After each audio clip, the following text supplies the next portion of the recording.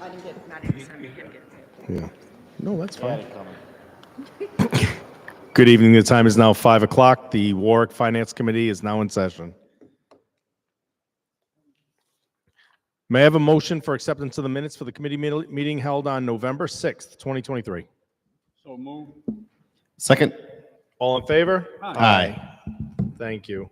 On to PCR 122-23. Bid 1, item 1 is bid 2024-262, purchase and installation of 2 new Mercury 300XL DTS engines. Good evening, directors. Please identify when you come up to the microphone. Beverly Wiley, Director Excuse of me, Parks and Mr. Recreation. Chairman? Oh, I apologize, Director, Mr. President. We may have just jumped the gun a minute or two early. Oh, I apologize. Solicitor Walsh, please. I think we may have jumped the gun a minute or two early. Would you mind revoting the minutes and then proceeding? Certainly. May I have, per request of the solicitor, may I have a motion for acceptance of the minutes from the committee meeting held on November 6th, 2023? So moved. Second. All in favor? Aye. Good job. Thank you. So once again, we are on PCR 122-23. Item number 1, bid 2024-262, purchase installation of 2 new Mercury 300XL DTS engines. Director Wiley, continue. Thank you. Yes, Beverly Wiley, Director of Parks and Recreation. Parks and Recreation and the Harbor Master are looking to purchase an installation of 2 new Mercury 300XL DTS engines. The cost of $59,959.62 from CL Marine Incorporated. And I have the Harbor Master here to answer any questions. Thank you, Director. Are there any questions from members of this committee? Are there any questions from members of the council? Are there any questions from members of the public? Any questions from members of the public? Thank you, Director. Thank you. We've now come to the part of the bid package of all items that are $50,000 and less, or I'm sorry, less than $50,000. So I will call on members of this committee, members of the council, and then members of the public. If there is a particular item you would like to pull for discussion. I will begin. I am going to pull bid 2024-288 per request of the sponsors of this bid. That is item number 15. Thank you. Any items that members? Thank you. The committee is good. Is there any items that members of the council would like to have for discussion? Mr. President. Thank you, Mr. Chairman. Yes, I just lost it. Item number 8, 2024051 from MIS. Thank you, President. Is that all, Mr. President? Thank you. That is found on page 39. The President requested item 8, which is bid 2024-051, MIS computer hardware and related equipment. To the council, are there any other items that members of the council would like to pull for discussion? Councilman Lattisaw. Thank you, Mr. Chairman. I'd like to pull item number 3, found on page 6, 2024-083 Bravo. Yes, sir. Item number 4, 2024-200 Bravo, found on page 15. Thank you. And item 2024-201 Bravo, found on page 25. That's item number 5. Correct. Thank you. And that's all. Thank you. Are there any other members of the council that would like to pull an item for discussion? Are there any items on this bid package that members of the public would like to discuss? Are there any items on the bid package that members of the public would like to discuss? Thank you. So we will go in order. So for the record, we will start at items number 3, then the 4, then the 5. And then we'll get to the final item. Then we'll get to item number 8, and then we will go to item 15. Thank you.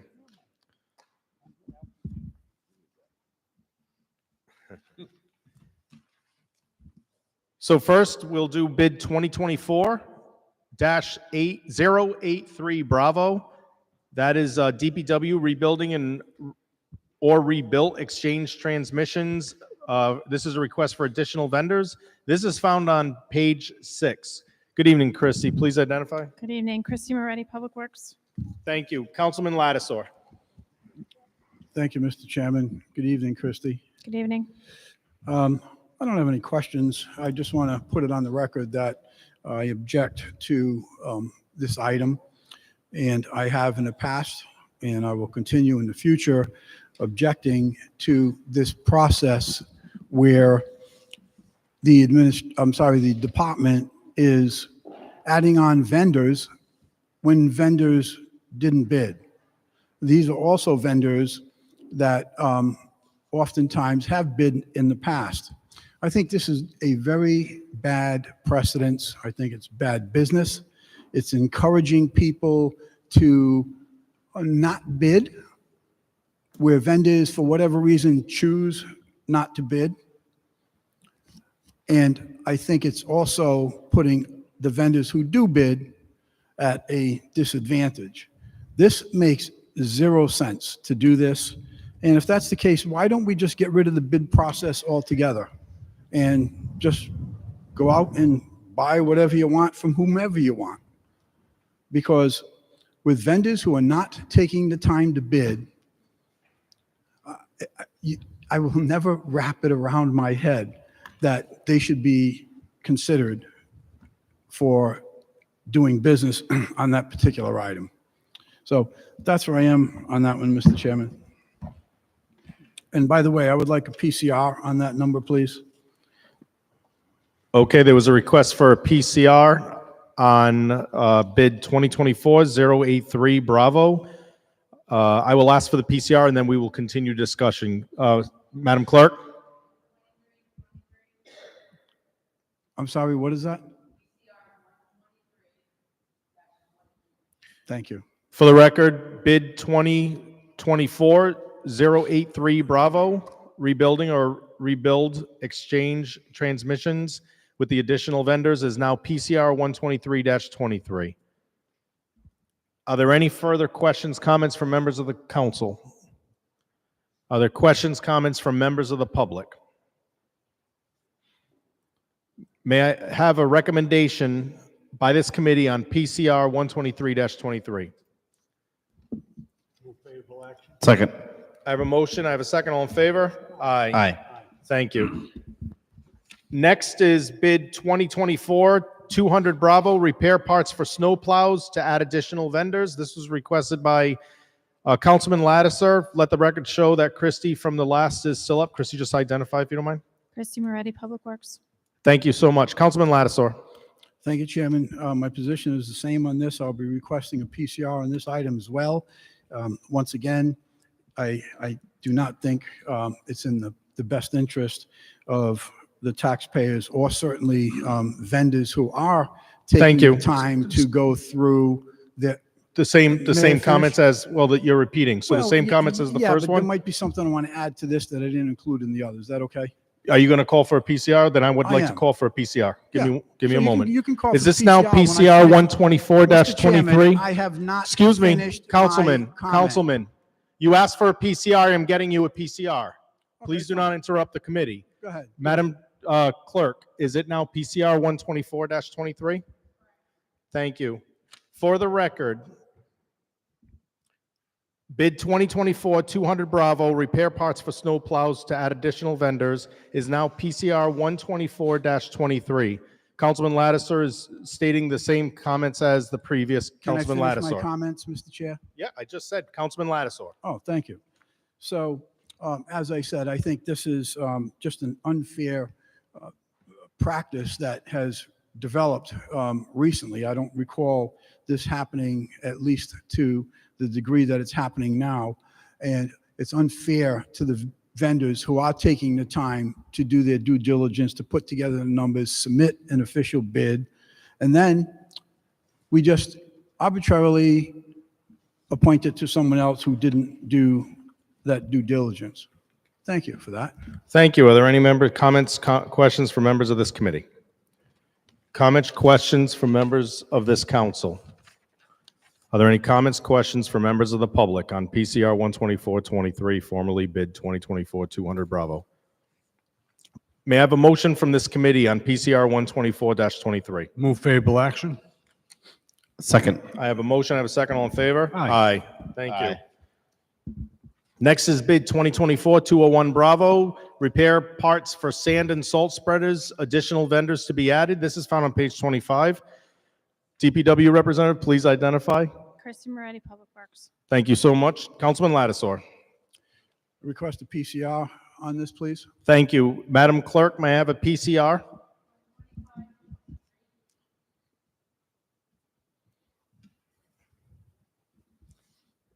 One moment, I'm sorry. For the record, bid 2024-201 Bravo, repair parts for sand and salt spreaders, additional vendors to be added, is now PCR 125-23. Councilman Lattisaur. Thank you. I won't bother boring you with my reasoning for objecting to this policy, this procedure, call it whatever you'd like. Thank you. Thank you. Members of this committee, are there any questions, comments on PCR 125-23? Members of the council, are there any questions, comments on PCR 125-23? Members of the public, are there any questions on PCR 125-23, formerly bid 2024-201 Bravo? Thank you. May I have a motion on PCR 125-23? Move favorable action. All in favor? Aye. Aye. Thank you. Thank you so much, Christy.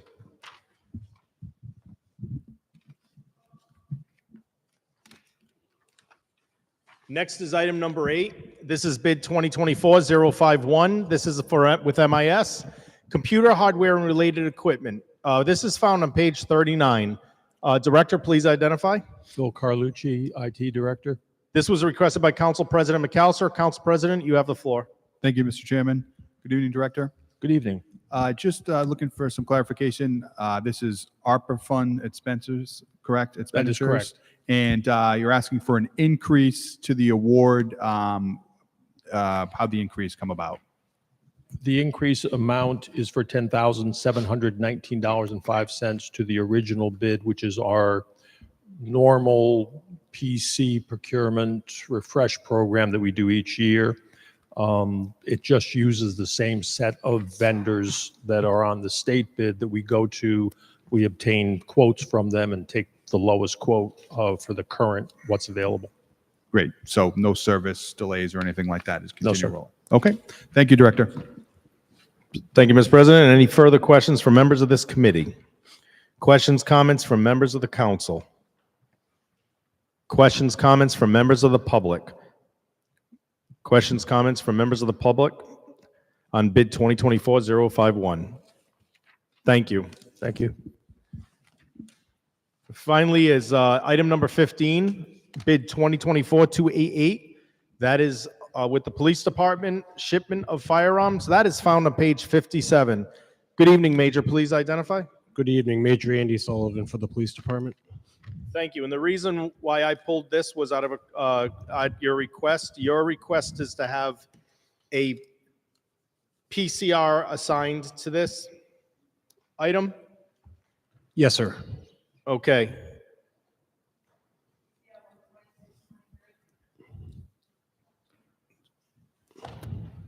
Thank you, Madam Clerk. For the record, please, per request of the department, bid 2024-288 shipment of firearms is now PCR 126-23.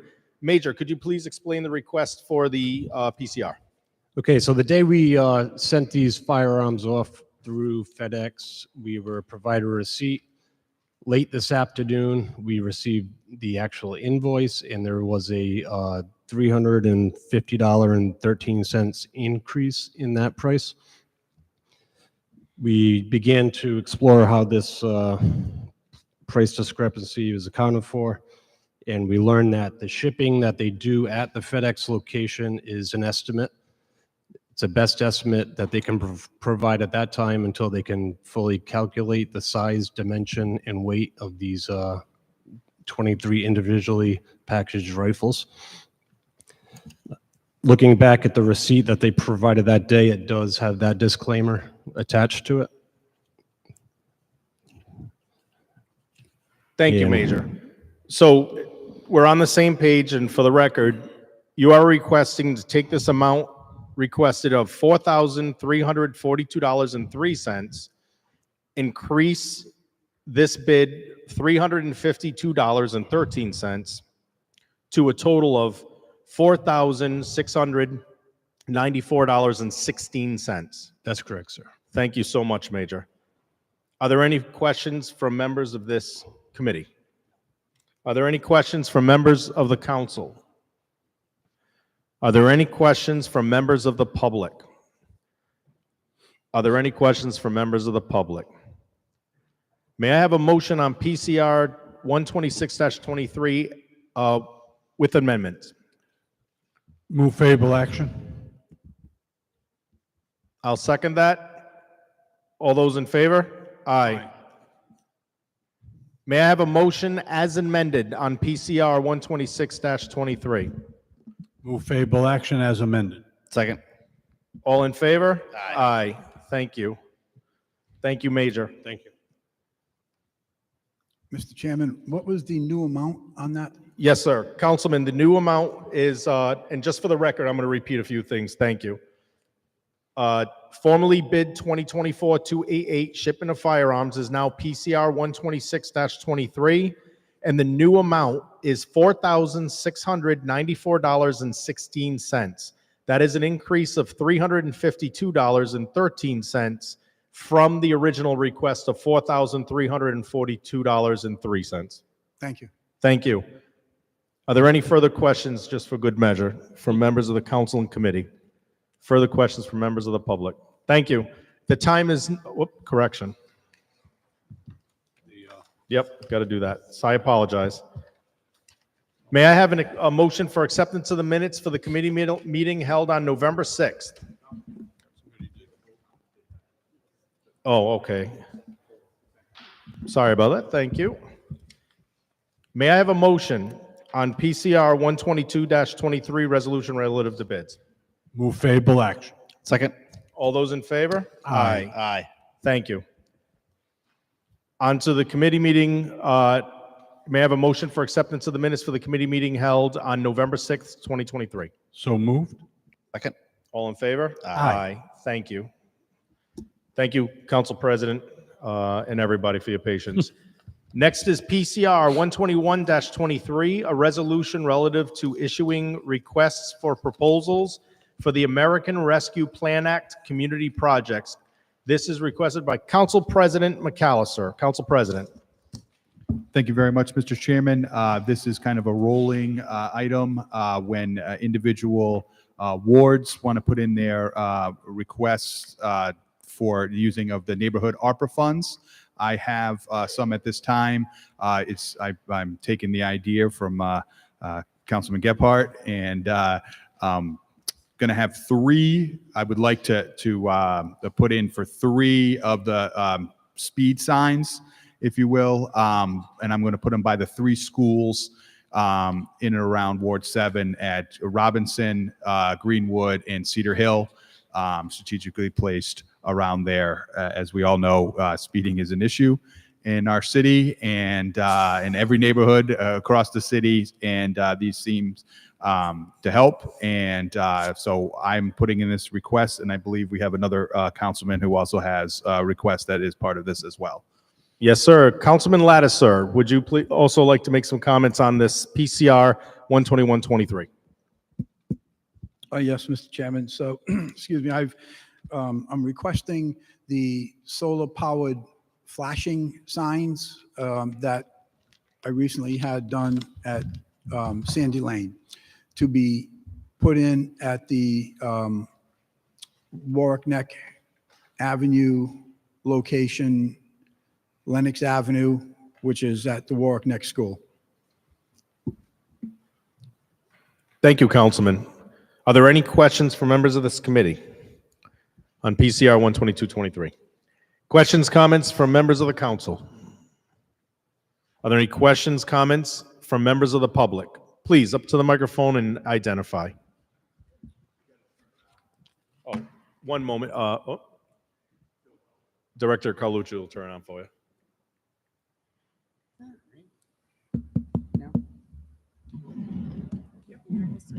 Okay, Ann Sheridan. Thank you. I think those signs are fabulous, and there's quite a few more.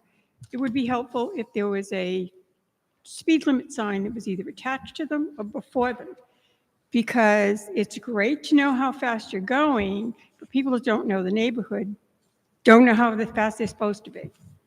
So just a thought. Thank you so much. That's a good point. Councilman Gephardt. No, I was just going to say that's a good point. So I think, these are up now. They're brand new, collecting feedback. I'm also told that there's some programming that can be done on them to indicate when you're over and other things like that. So consider this. We'll iterate on these, but yeah, good feedback. Thank you. Thank you, Councilman. Further questions, comments from members of the public? Further questions, comments from members of the public? Thank you. May I have a motion? Move favorable action. Second. All those in favor? Aye. Thank you. Now the time is 5:20 and the Warwick Finance Committee is closed.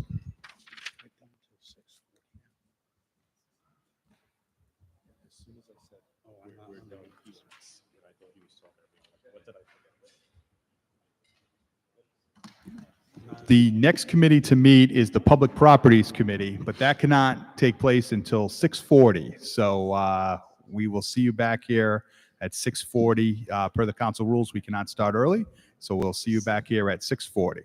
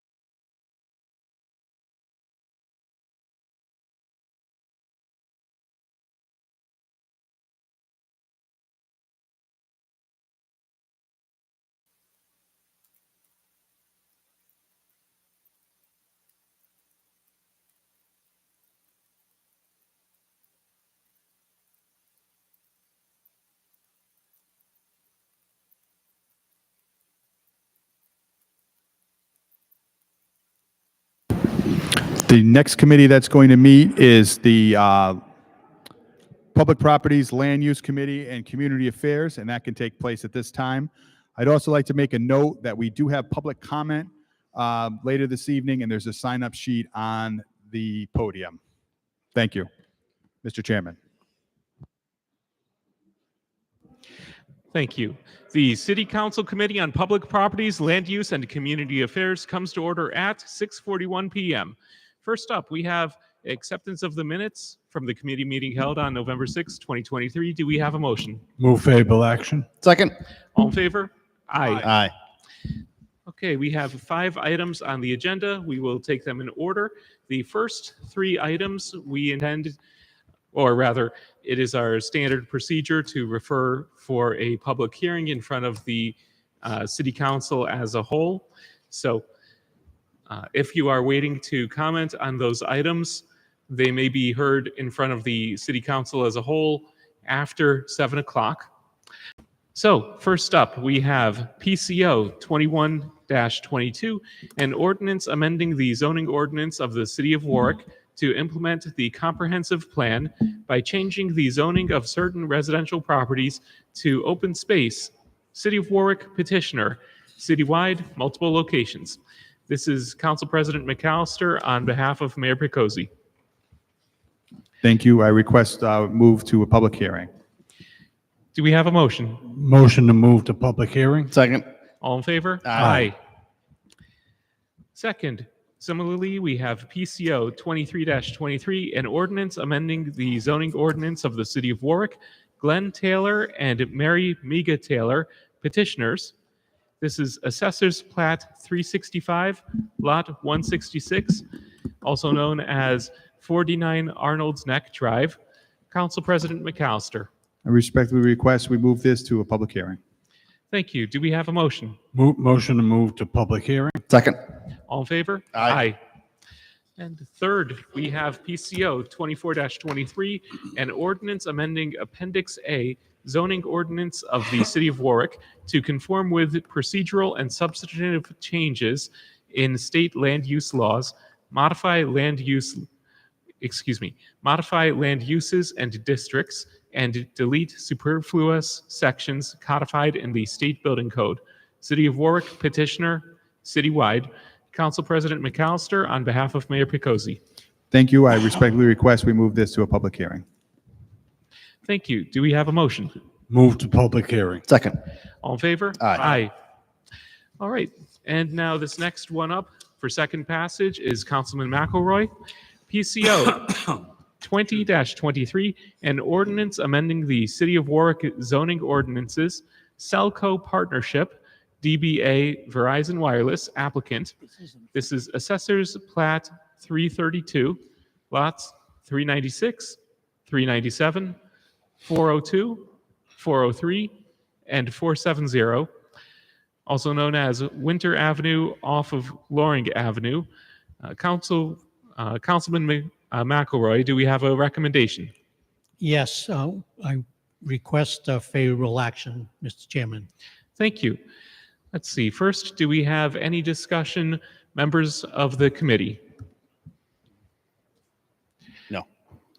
Thank you. I'll briefly state that this was previously heard for first passage where it was passed. Any comment, members of the council? Any comment on this item, members of the public?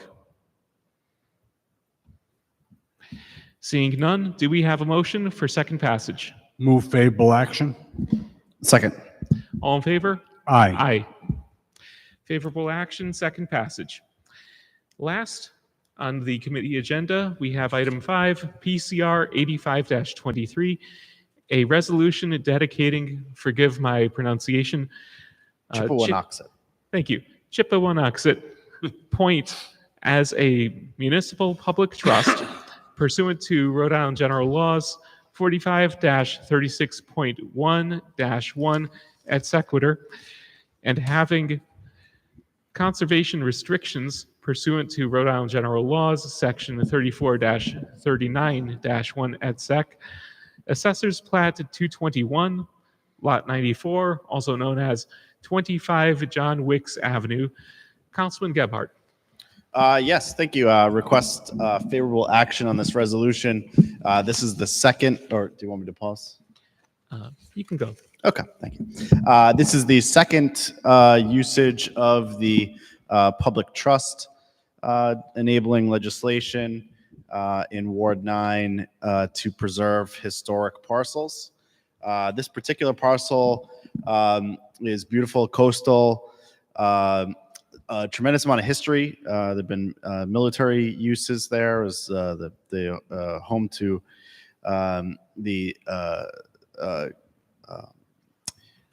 just manufacturing related to military purposes, battleship assembly, Bostitch Corporation, and under the Chafee administration some years ago, this was slated for a condo development. DEM got involved and ended up being purchased by the city of Warwick through great lengths that folks as part of the administration at that time went through. Currently, aside from just being open space, there are no permanent protections over this parcel. So the goal of this resolution is to leverage the public trust doctrine and to shore this up for future generations. Thank you. Thank you. Any further discussion, members of the committee? Any comment, members of the council? Council President. Thank you, Mr. Chairman. I'd just like to commend my colleague, Councilman Gebhardt, on bringing this forward. I grew up right down the street from this area here, and lots of bike rides and walking down there. It's a beautiful area, and I think this is a really good use of using that municipal public trust. That I believe this is the second time that you brought something like this to us. So I just want to commend my colleague on his good work on this and open space. Thank you. If I may, I'll just make one other comment. I received a call from Jonathan Stevens, who was Warwick's planning director from 93 to 99, and he was heavily involved in the acquisition of this property. So he sends his regards and supports our actions here tonight. Spoiler alert, he's here. Oh, where are you? Thank you. And that's great to hear. And I think that this is also an excellent use of this legislation to preserve these lands. Let's see. Any further comment, members of the council? Hearing none. Members of the public, feel free to step up to the podium directly in front.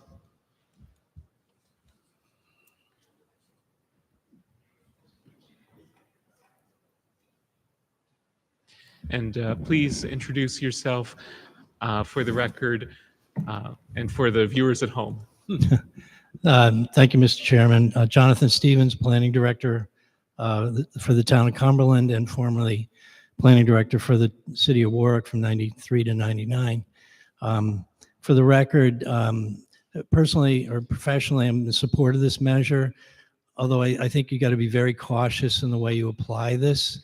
And because in Cumberland, we have an issue with the monastery where this doctrine has been applied, and it's precluded us from doing what is necessary for public institutional and recreational use. But in this case, I'd say it's very difficult to turn this property into a development. It's got a wetlands alteration permit that would be required, and it's fine the way it is. Just for the record, and I was talking to Vinny about this, is this parcel was approved for 50 condominiums and 52 slip marina in the 80s. And it was tied up in court by Save the Bay. So credit to the advocates. It never should have been approved by the planning board to begin with.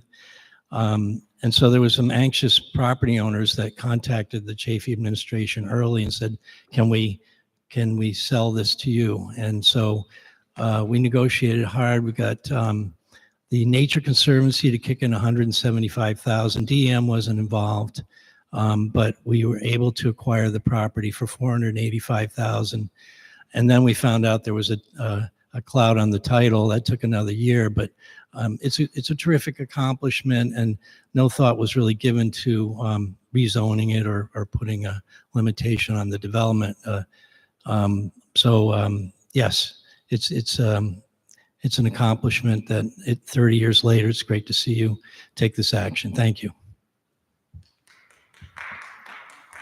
Thank you.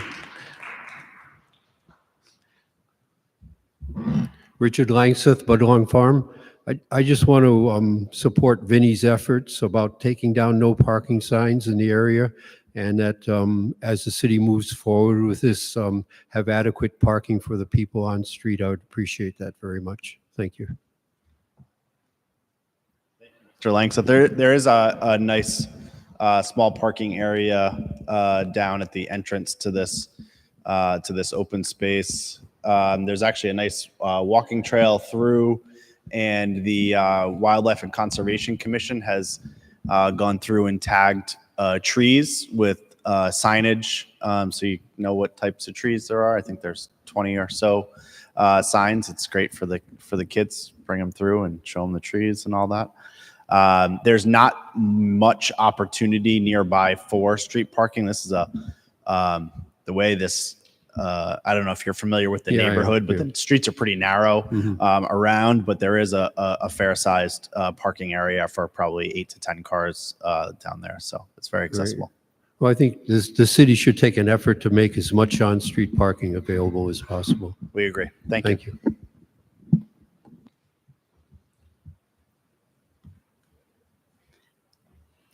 Hello, Jane Austen, Chair of the Warwick Land Trust. I also just want to very briefly say that we very strongly support this effort and appreciate Councilman Gephardt's actions in this case and the support of the council going forward. I think hearing Mr. Stevens talk, it gives a little indication of how long it takes, actually, if you're trying to preserve something in this city. You have to plant a lot of seeds early on and then tend them for a long time. So it's very good to see this coming to fruition. Thank you.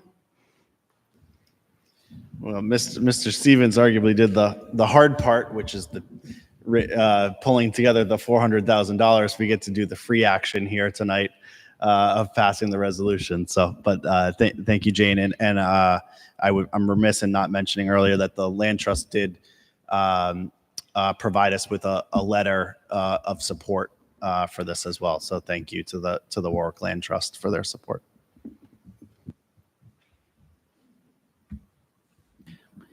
Any further comment, members of the public? Hearing none, do we have a motion? Move favorable action. Second. All in favor? Aye. This concludes the City Council Committee on Public Properties, Land Use, and Community Affairs. The 3 items moved for public hearing will be heard on the agenda after 7 o'clock.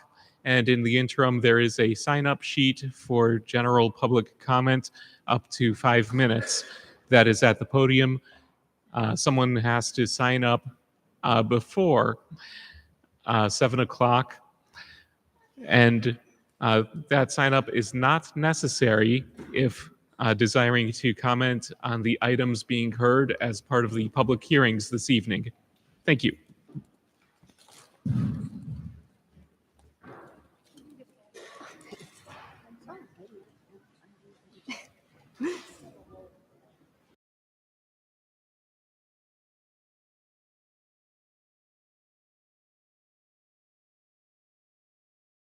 Comment that is for any individual who would like to speak on any type of issue affecting the city of Warwick. And then we do have those 3 public hearings where you do not need to sign up. You can just come up when we call you up to speak on those. And we will take those in the order of that they are listed on the agenda. So we will see you at 7. Thank you.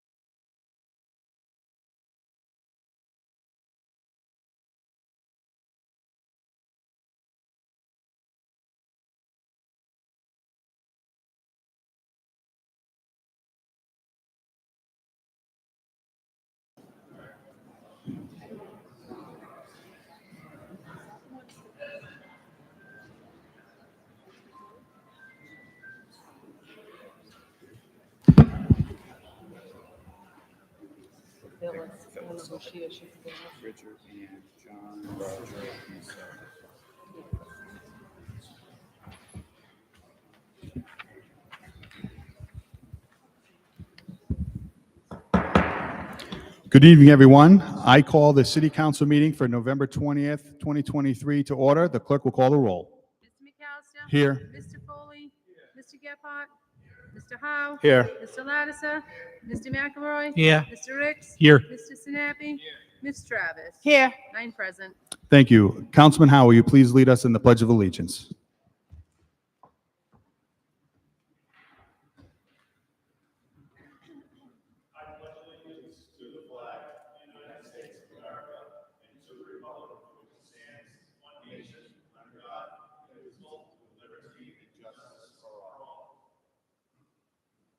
Oh, say, can you see by the dawn's early light what so proudly we hailed at the twilight's last gleaming, whose broad stripes and bright stars through the perilous fight o'er the ramparts we watched were so gallantly streaming, and the rocket's red glare, the bursting in air, gave proof through the night that our flag was still there.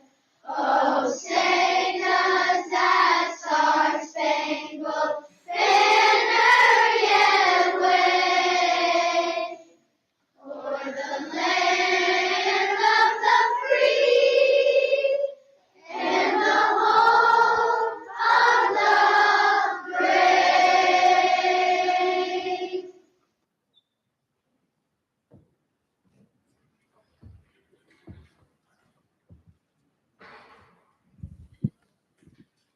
Good evening, everyone. First up is general communications, which is announcements of congratulations, condolences, or community events. I have a couple. First, I'd like to congratulate West Bay Community Action. This past week, they gave away hundreds of Thanksgiving meals to residents of Warwick and of West Bay County.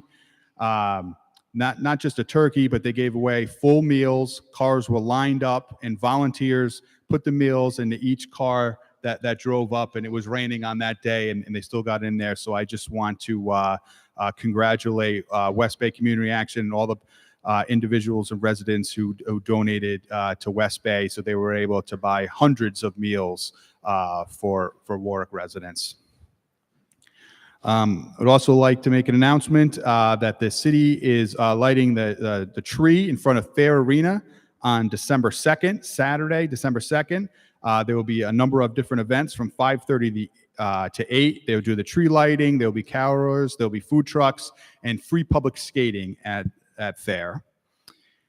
And finally, I'd also like to invite everyone to participate in the Strolling Rolling Apponaug Winter Festival, which is going to take place on Saturday, December 9th at 9 a.m. There will be a holiday parade at 10 o'clock in the morning. We will march around Apponaug. We'd love to have you join. There will also be all-day events, food trucks, vendors. Santa Claus will be there. He is confirmed. Face painting and much more. There is a rain date for the next day if it does rain. However, we would have to cancel the parade because it would be around the same time as church services in Apponaug. So let's hope for good weather and to have the first ever parade, winter festival on December 9th at 9 a.m. Are there any other announcements of congratulations, condolences, or community events from members of the council? Councilman Howe.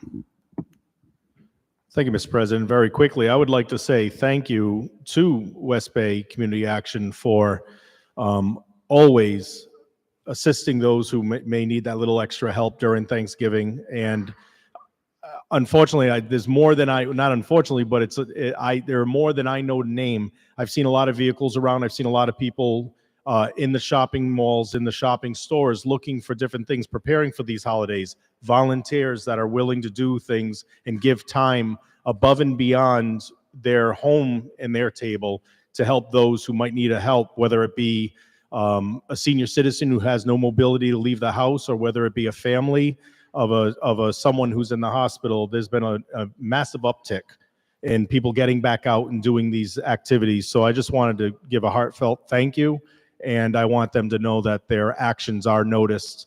Not that they're doing it for that, but it really means a lot within this great city of Oz. Thank you. Thank you, Councilman. Any other announcements of congratulations, condolences, or community events for members of the council? Okay, hearing none, we'll move on to executive communications. There are none. A is the acceptance of the minutes from the council meeting held on November 6, 2023. Councilman Howe. Move favorable action. Second by Councilman Foley. All those in favor say aye. Aye. Aye. Any opposed? Any abstentions? Okay. Next up is public comment. There's a sign-up sheet. Did last call on the sign-up sheet. Anyone else? Didn't get a chance to sign up?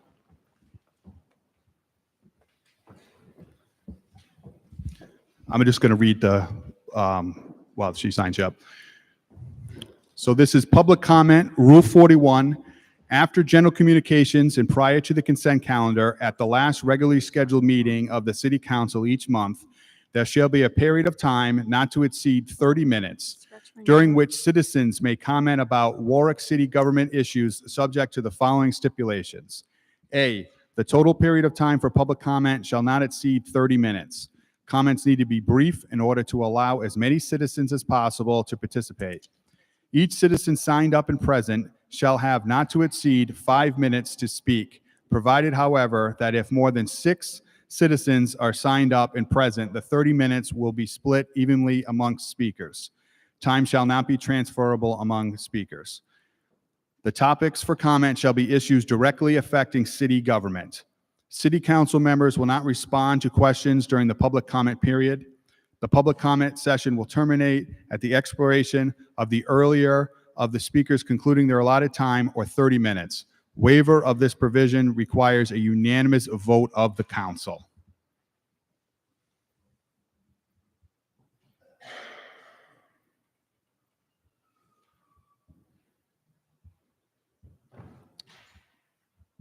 At this time, we have 9 individuals that have signed up to speak.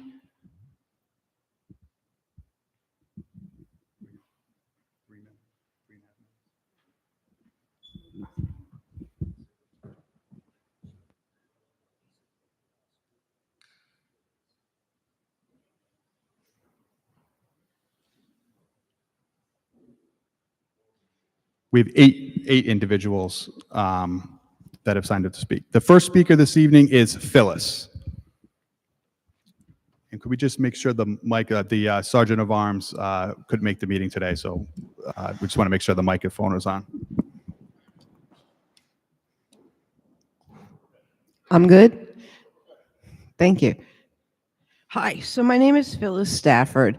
I think I've spoke to most of you during the last... Excuse me, I apologize. Of course. I just, to make it easier, I'd like to make a motion to give everybody 4 minutes. Is there any objection from anyone? 4 minutes, okay, go ahead. Okay, so I got 4 minutes. Okay, Yes. so my reason here tonight is housing, and then there's so many homeless people. Yes, ma'am? Oh, my name is Phyllis Stafford. I live in Oakland Beach in Warwick, Rhode Island. I'm a lifelong Warwick resident, graduated from Tollgate, first graduating class. So my question is this. So how do we have so much abandoned property where 200 square feet could change a life? We have blighted land that's been abandoned for years. I'm not looking to build a tiny village. I just want to put a tiny house somewhere. For example, 690 Oakland Beach Avenue has been abandoned for almost 5 years. I paid a title search to be done and nothing on the books was there. My music teacher, Mr. Cryan, owned most of the property on Sandy Lane for many years now, which has been abandoned. We make decisions for 2 reasons. out of fear or out of love? Mine is out of fear. I have 3 weeks. I've been living in an attic where rats drop each night onto my bed. There are no windows. I don't have running water. Yes, I can call minimum housing and they can come and kick everybody out. But there are 6 mentally disabled people living there and they will have nowhere to go. So I applied for senior housing. I have spoke to many members of the committee. They know my issues. I have like wrongful evictions on me, so I cannot get senior housing, even though I keep applying and I'm doing that. So I'm here to seek help for a zoning movement, which starts with the city council. They are the ones that motivate zoning. I'm going to be homeless in 3 weeks. I have no family. 65 years old. Everybody in my life is dead. I'm a lifelong resident of Warwick. I have lived in servitude to this point. I've built hospitals around the world. I am the American Red Cross Person of the Year for 5 years in a row. I went to Hurricane Harvey, which started my nightmare of wrongful evictions. Please don't make me regret helping people around the world, because right now in 3 weeks, I'm going to have nowhere to go. I'm going to become homeless. I have 3 tumors growing in me right now. I'm really sick. I have nowhere to go. I'm living in a house with no windows, no heat, rats dropping from the ceiling every night. But I'm grateful for that, because if it wasn't that, I'd live in a tent in the streets. So it's really all I want to say is that why does Warwick have so much blighted, abandoned property, and Ma'am, you have they're 1 not minute. doing anything with it, where we could put a tiny house and pay rent every month. I know you're waiting to have like huge properties come in and make renovations and whatnot. I'm just trying to say like try to keep an open mind for people who are like me, senior citizens who have nowhere to go. And I put a deposit on a tiny house. I'm just looking for 200 square feet that I can put a tiny house that applies with all zoning issues and everything that I'm supposed to do. And I'm hoping that you guys might just give zoning a little bit of a jolt to say, hey, there are people here who could really, profit from this, and the city of Warwick would make money every month instead of abandoning this property. Yeah, I get it's a tax write-off and the city gets a lot of money every month, but yet. Time is up, ma'am. Thank you, ma'am. Thank you. The next speaker this evening is Richard L. Hello, Richard Langseth at Budlong Farm, and a couple of topics. Next Monday night is going to be a Harbor Management Commission meeting, and I would encourage all the city council members to attend. There will be many people there talking about rights of way, which are really important to all of us. Topic number 2 is the airport.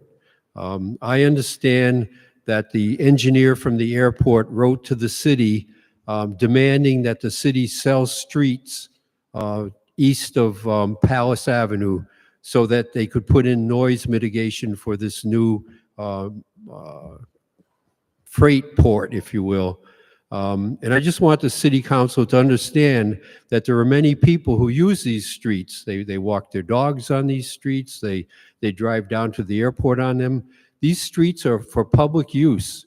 And for the airport to think that the city would sell them the streets without going through a hearing process is ludicrous.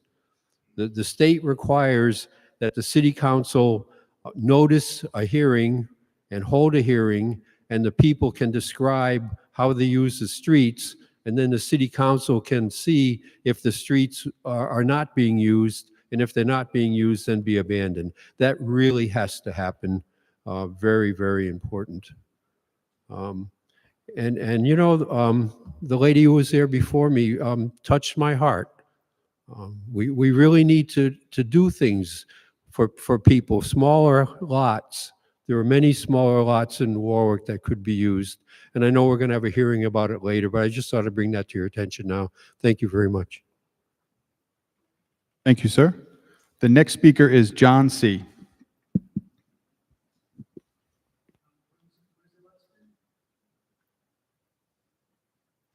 Callis, C-A-L-I-S-E-A. Thank you, Mr. President. My name is John Calise. I'm a homeowner in Ward 1. The reason for my coming to speak this evening is I have a concern regarding the fees that are being charged in the event that someone is late in paying their quarterly taxes. Recently, I inadvertently wrote a check, failed to mail it, and when I recognized that I failed to mail it in a timely fashion, I went to pay the money's owed directly. When I made the payment, I was told that there was going to be a fee charged as a result of a late payment, which is fine with me. And let me say that I've been a resident of Warwick for over 30 years, and I don't think I've ever failed to make a payment on my taxes. And I'm completely happy with the services that I've received as in exchange for the real estate taxes that I pay. So I'm not complaining, and no complaint there. The fee that was charged was over $100, and it was an $800 and some odd quarterly payment that was owed, and I was about maybe 12 days late on the payment. Fortunately, I could simply write an additional check, and I made the payment immediately. But afterwards, I was thinking about it, and I was thinking how many people who live in my area are elderly people, and thinking about those people and whether or not that those fees are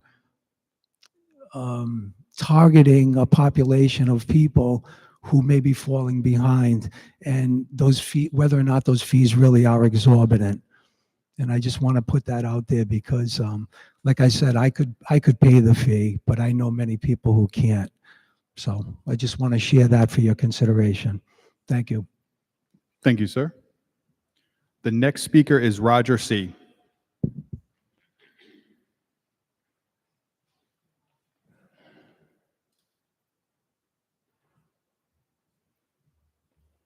Good evening. My name is Roger C. Cerisi. I live in Arnold's Neck area, Ward 7.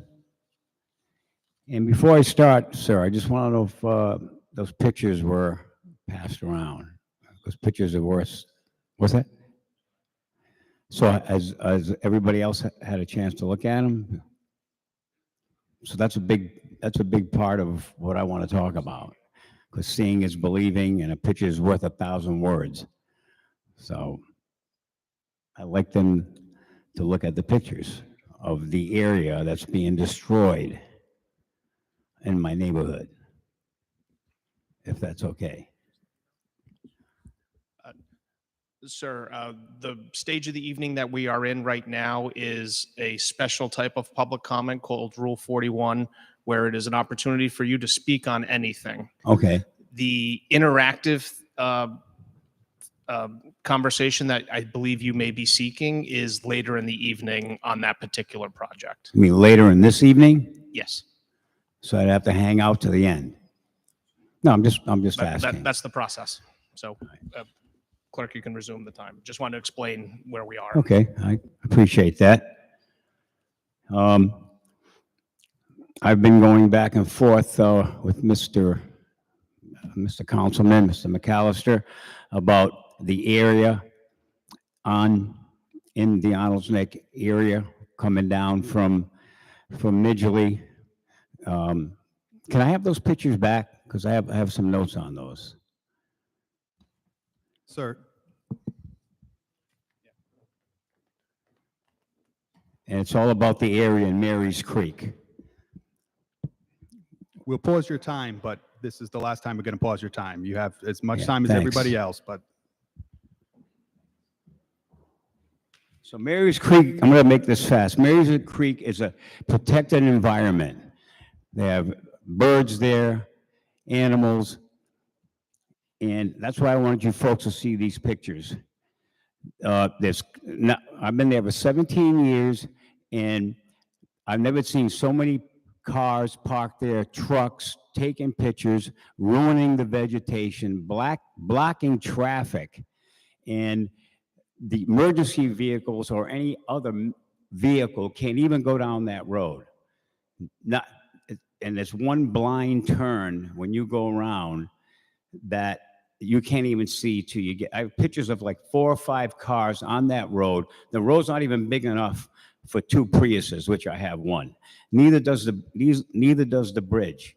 They're obstructing traffic, causing a commotion. They park in the road. Okay, I get what you're saying. It's a public road. It's not Rocky Point or Crescent Park. You just don't park and take pictures and stay there with lawn chairs, drinks, and everything else on a public road. They're in the middle of the road. And when I talked to you, sir, you said there were going to be signs put there, no parking. You lied to me. And then when I was here last time, I had to give up 2 students that I make money with, okay, to come here, and you scratched it. You just dumped everything. So I've never experienced that before, except for one other politician. I don't do politics or anything, but the place is being destroyed, folks. There it is. That used to be vegetation. There's a truck on the main road. There's a bus full of kids trying to go by, and they can't even go by with that bend in the road. Their cars are running. They're hurting the wildlife. They're causing all kinds of problems there. If you see these pictures, you won't believe it. They're polluting Mary's Creek. It's not Rocky Point. Okay, I get you. It's a public road. You go by it, take a picture. That's great. That's awesome, you know. But you don't stay there for an hour and talk and drink and all. And they're rude. And the people are rude. I'm saying, excuse me, you're blocking traffic. And these people are not millennials. They're people 67 years old throwing F-bombs at me, calling me an a-hole. Excuse me. It's just rude, and it's using as a dump area. Thank you, sir. It's Your a dump. time is up, sir. There it is. It's the Johnston landfill. Thank you, sir. Couches there. There's couches there. There's everything else they're throwing in that Sir, area. your time is up. Yeah. Thank you. Yeah. The next speaker is Lisa M.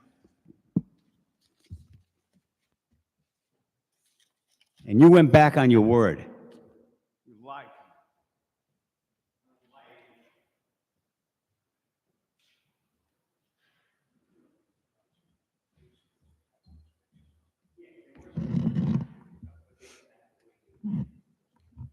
Hello, Lisa McDuff from Ward 7, Arnold's Neck. Just to reiterate what Mr. Cerisi said.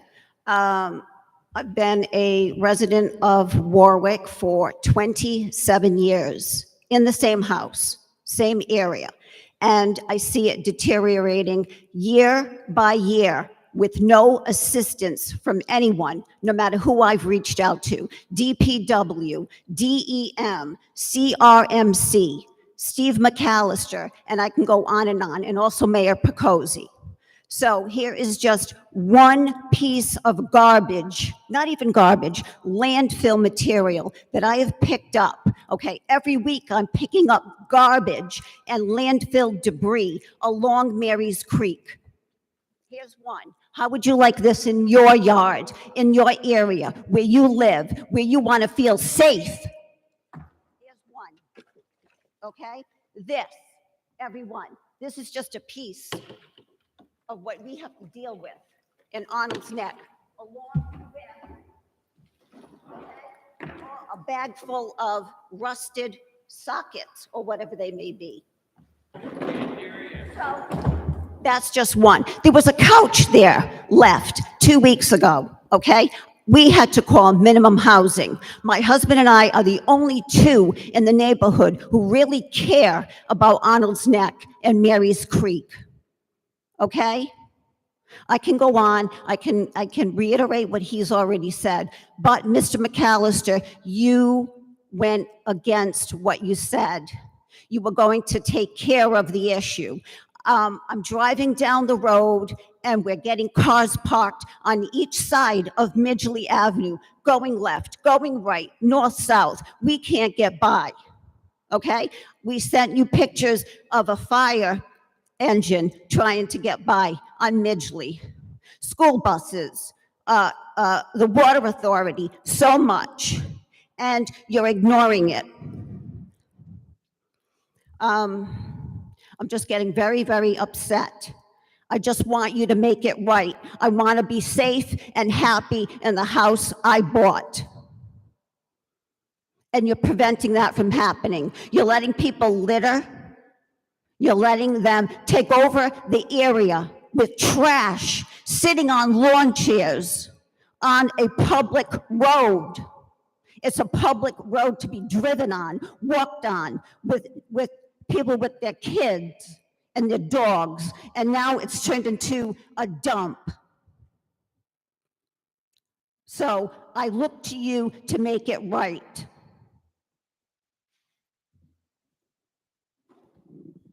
Thank you. The next speaker is Barbara W.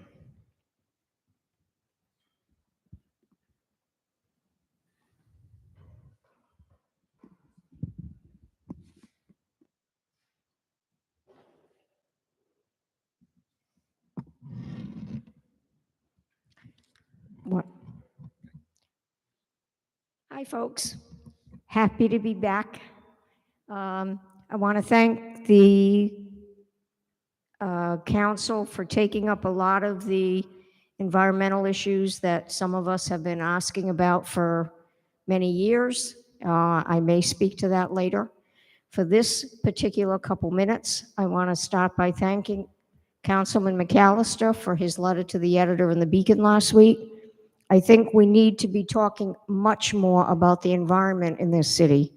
I think we haven't done a good job with that.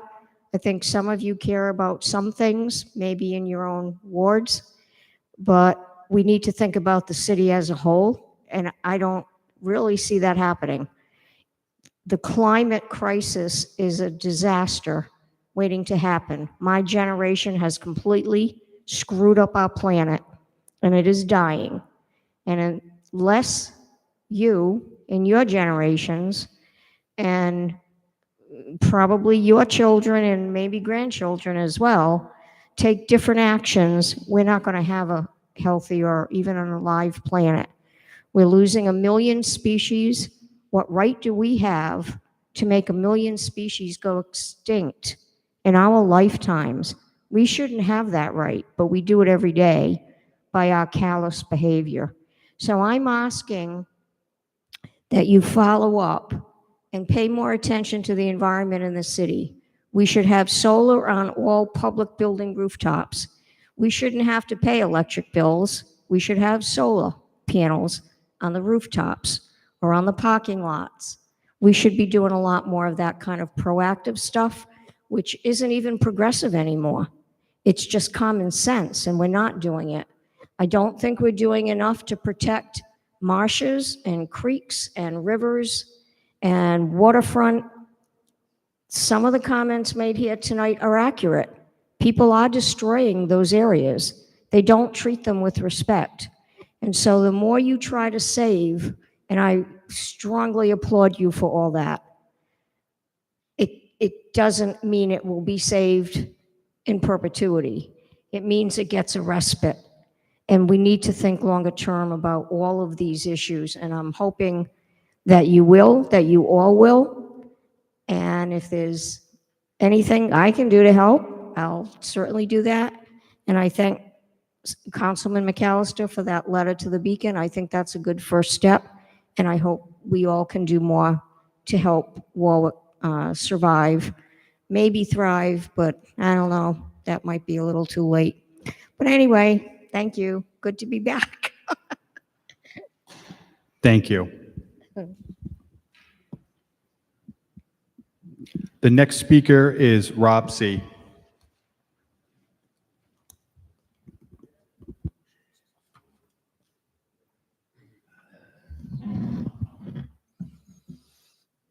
Good evening, Rob Cody, Ward 7. I just wanted to give you guys a brief update on the latest on the Warwick, City of Warwick versus the Warwick Fire Department on the unused sick pay scheme as of November 14th. You'll recall that 27 months ago, the legal brief and the third-party CPA fraud examiner's documents were made public after the ethics complaint that I made was validated. On August 18th, Mayor Picozzi said he was going to file for restitution and file a lawsuit against the Warwick Fire Department. Unfortunately, he waited 14 months to do so. And in those 14 months, the statute of limitation on legal malpractice ran out against his lawyer, Peter Ruggiero, who was the person who signed on board to this, where the taxpayers of Warwick got absconded to the tune of about $611,000. They received an itemized list of each man to the penny how much they were overpaid through the unused sick pay scheme. It's 144 men. I have the list as well. Unfortunately, the corner office and his appointed attorneys filed a lawsuit against 256 men. They filed defendants as people that had already retired from the City of Warwick Fire Department prior to the implementation of the fraud and the theft.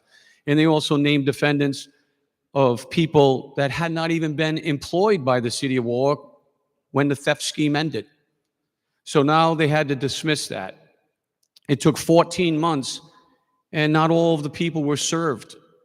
And the city wasn't even smart enough to use a state law, which is called alternative service. You don't have to hand deliver a summons to everybody when you have a class action lawsuit. But for some reason, the ineptness on this city solicitor didn't realize that. So on November 14th, the firefighters' attorneys put forth a motion to dismiss based upon that the mayor did not name the city council in the lawsuit, which I have no idea why he would do that because the city council had nothing to do with it.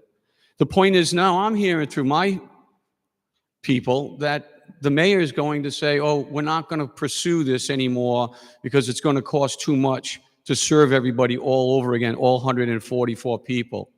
Rhode Island state law, it's called alternative service. All you need to do in a situation like this is amend your lawsuit and serve the defendant's attorney. That's what needs to be done.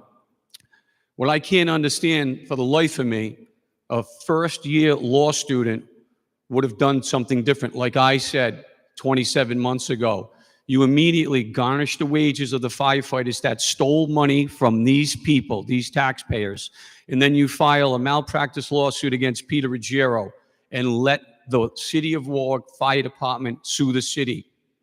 The state law, the Supreme Court precedent specifically states that no contract, no collective bargaining agreement can be modified in any way without being put forth before the legislative branch of government and a public meeting. And that never happened. They engaged in a theft scheme, they stole money, and the mayor and his city solicitor best go and recoup that money. You're looking at $400,000 just on that end and $225,000 for going to hire YKSM to go and chase our money. You got all the documents. How they made these errors is beyond me. But the mayor, he really should think about getting legal counsel that knows the basic fundamental rules of the state of Rhode Island, because clearly the ineptness in that department is costing us all money. Thank you. Thank you, sir.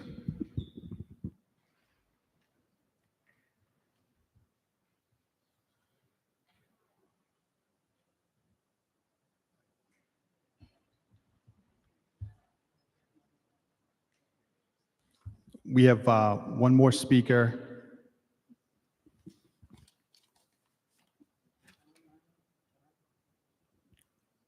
Mr. Taliali, I'm sorry, I can't read the handwriting.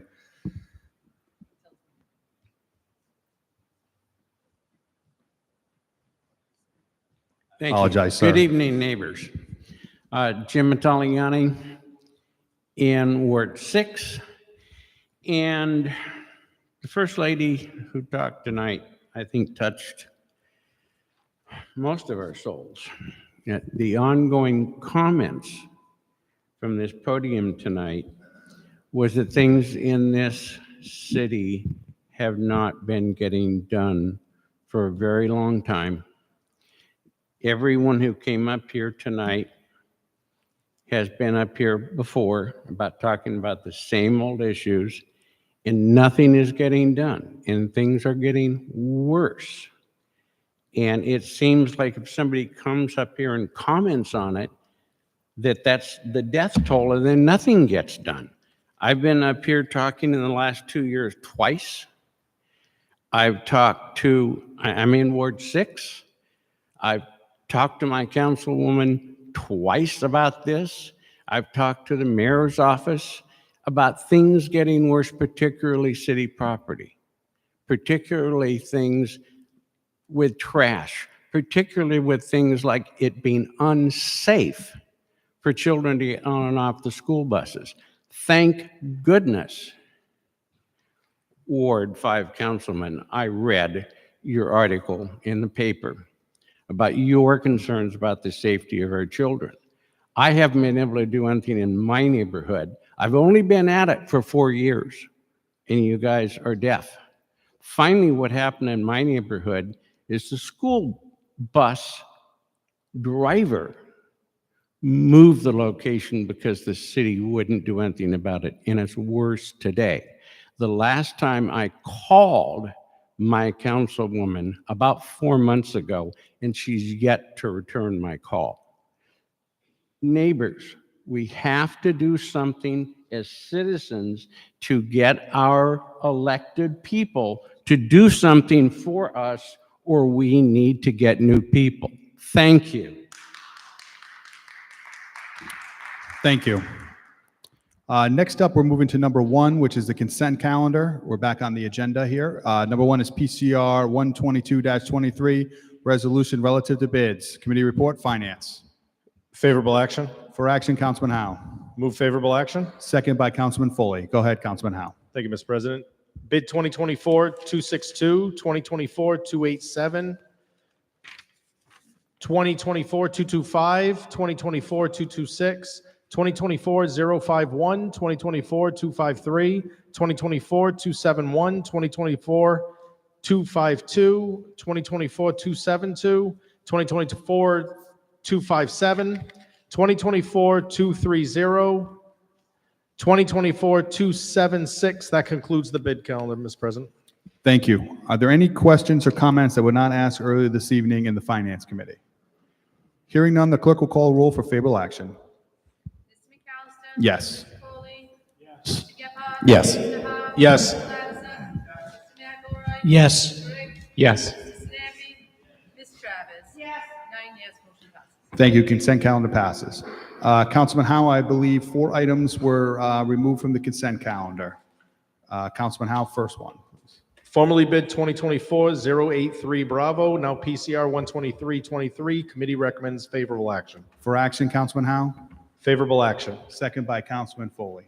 Any questions or comments on this? Councilman Lattiser. Yes, Mr. Chairman. We're speaking about PCR 123-23. Okay. So as you heard me testify in committee, I will not be supporting this item. And we've been down this road before.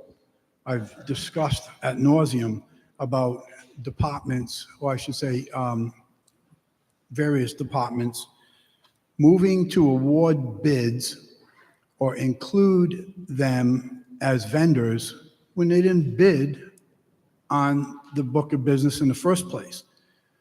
That, I think, is counterproductive from a business perspective.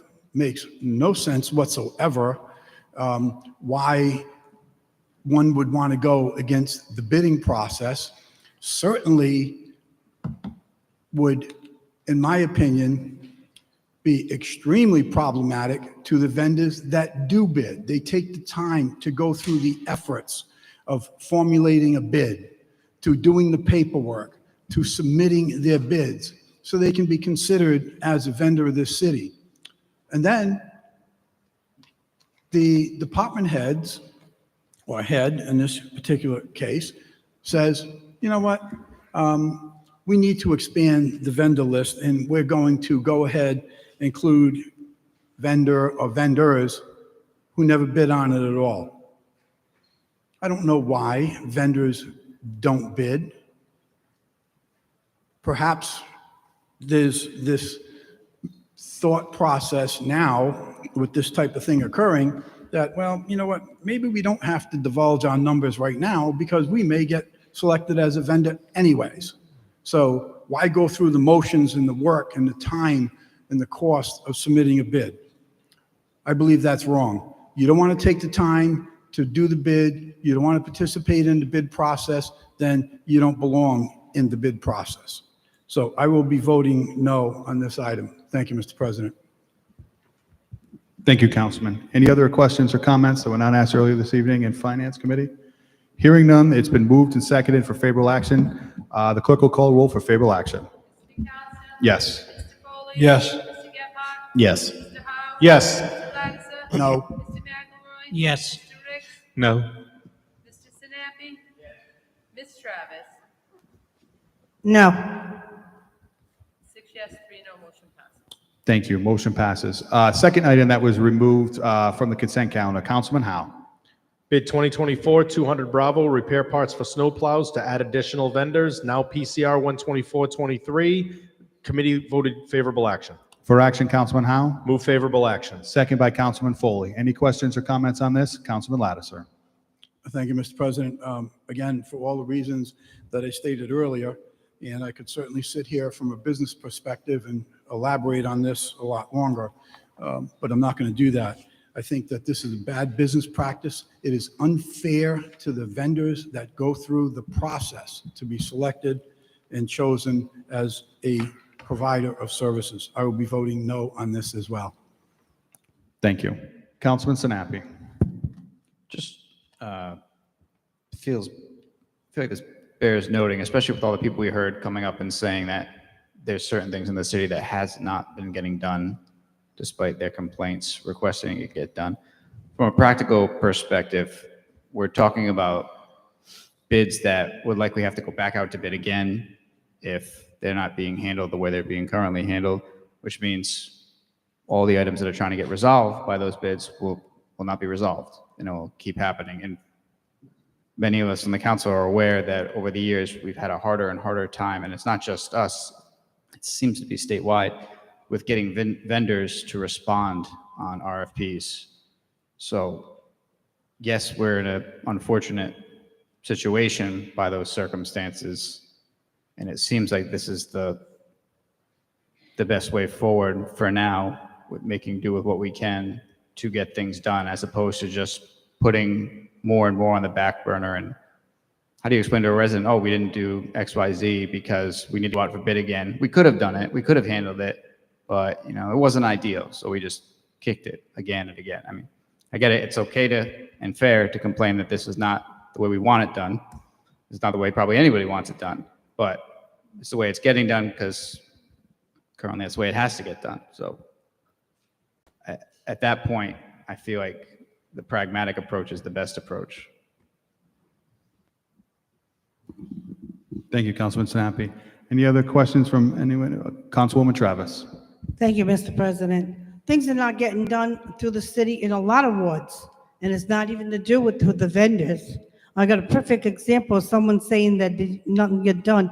I have sent, and I got documentation, I have sent information about Tweed and Hollis being cleaned up because it turned into a dumping corner 6 times at least, with definitely talking to different people, that it's actually in the mayor's hands right now, and I'm still waiting for answers. So, I mean, by doing it this way, I mean, exactly what Councilman Lattiser said. The people that did bid are going to feel like, hey, why am I bidding? When they decide if they want to add another person on, I'm just going to do it. But I have a serious problem of a lot of things not getting done. And that's why I asked for a special meeting with the mayor and some of the department heads so we can sit down so people can pass the buck to each other, and then we find out what is going on. Thank you. Thank you. Any other questions? Councilman Ricks. Just a general comment that for members of the public who may not be familiar, if there is an emergency and something truly is needed in a hurry, the city does have abilities through, for example, Section 56.6, I believe Section 610, that there are different circumstances, different provisions in the ordinances where the city can go out and immediately take care of a purchase and then either come back to the city council or go through a proper process. That's not something it's certainly not a first resort. We try to bring everything through the bidding process, but there are ways that in an emergency situation, the city is going to be able to make purchases and take the appropriate actions. That's all. Thank you. Thank you. Anyone else hasn't had a chance to speak yet? Councilman Lattiser. Thank you, Mr. President, and thank you to Councilman Ricks for bringing up that point. In addition to those items that he referenced, the mayor also has something that's called the 3-3, and the mayor can immediately appoint or direct or make an order to get something if it's that dire of a situation. During my career, over the years, I've bid on work in a lot of cities and a lot of towns. And I don't ever recall someone saying, don't worry about it. If you don't bid and we need a bid, we'll just, go ahead and add on another vendor. That makes no business sense whatsoever.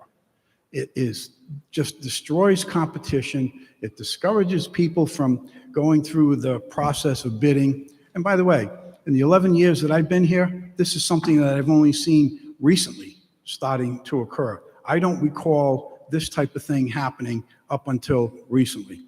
And again, I won't be voting for it. Thank you. Mr. President. Thank you. Councilman Howe. Very quickly, I want to clarify a few comments that were made. First of all, the way the city has always done it, and I'm not going to get into a debate, but again, I want to educate the public. One, the mayor has made it very, and I'm not the mayor's speaking point, but being the finance chair and talking to the administration a lot and not just trying to do it in front of the public or, not trying to do it to make a point of just one particular thing. My responsibility as the finance chair is have good communication with the administration.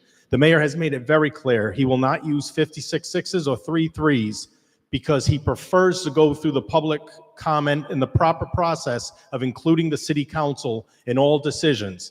Now, as far as the bids go, the only time that they ask for additional vendors, it could be because of first right of refusal of those who won the bids. First right of refusal, they may not have someone who's a specialist in the office at the time for the part they need. There may be a delayed order, so they can turn it down. For whatever the reason, to go on what Councilman correctly stated, this is something that is, yes, we're opening up to people who didn't bid, but it's getting us the parts to give us the city services that the citizens, as we heard this evening, have asked to get and receive that they pay the taxes for. This is a proactive measure. So yes, I can agree with the fact that we're adding vendors who didn't bid, but we are also being proactive and we are also taking extra steps. I don't want to go back and forth, but this committee and the members of this committee understand and work with the administration so that there's a point as to why they're making these requests. And one of the big problems we're running into is first right of refusal of the bidders, or the bidders just downright telling us we can't do it. So then what do? And it goes right back to what Councilman Sinapi said. We then have to go out to bid, which is a multi-step process. So this allowing additional vendors of who do the job, including many Warwick businesses, have that right to take it. So thank you, Mr. President. Thank you. Any other questions or comments? Hearing none, it's been moved and seconded for favorable action. The clerk will call the roll for favorable action.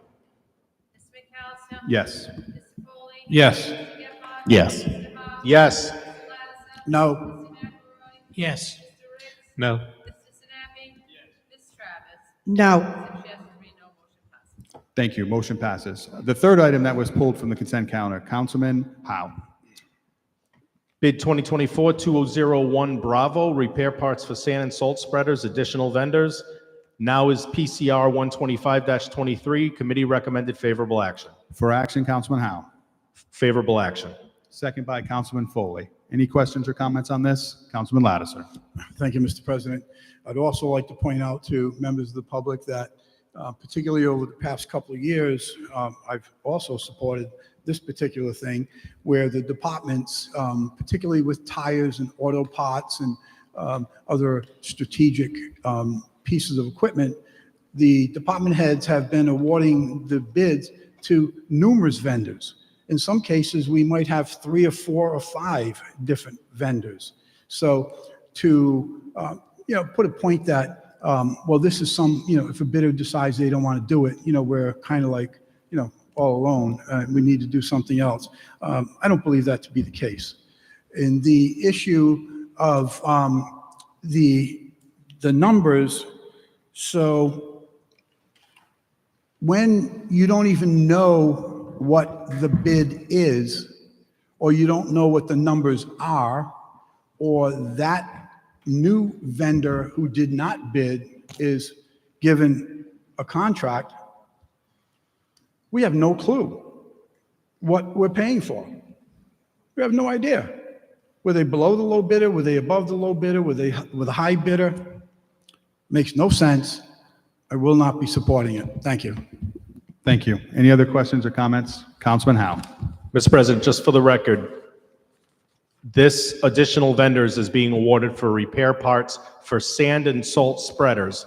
I don't know about you, but I know if a street isn't sanded or salted when it's an icy night, the constituents don't want to hear the reasoning of why we turned it down. They want to know that the street's going to get taken care of. This takes care of that. Thank you. Thank you. Any other questions or comments? Hearing none, it's been moved and second for favorable action. The clerk will call the roll for favorable action. Yes. Yes. Yes. No. Yes. No.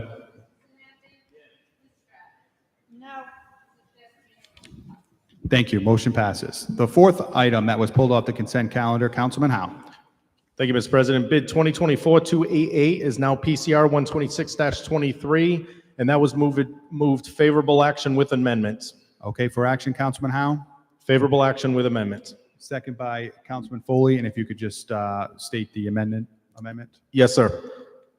The bid came to us with an amount of $4,342.03.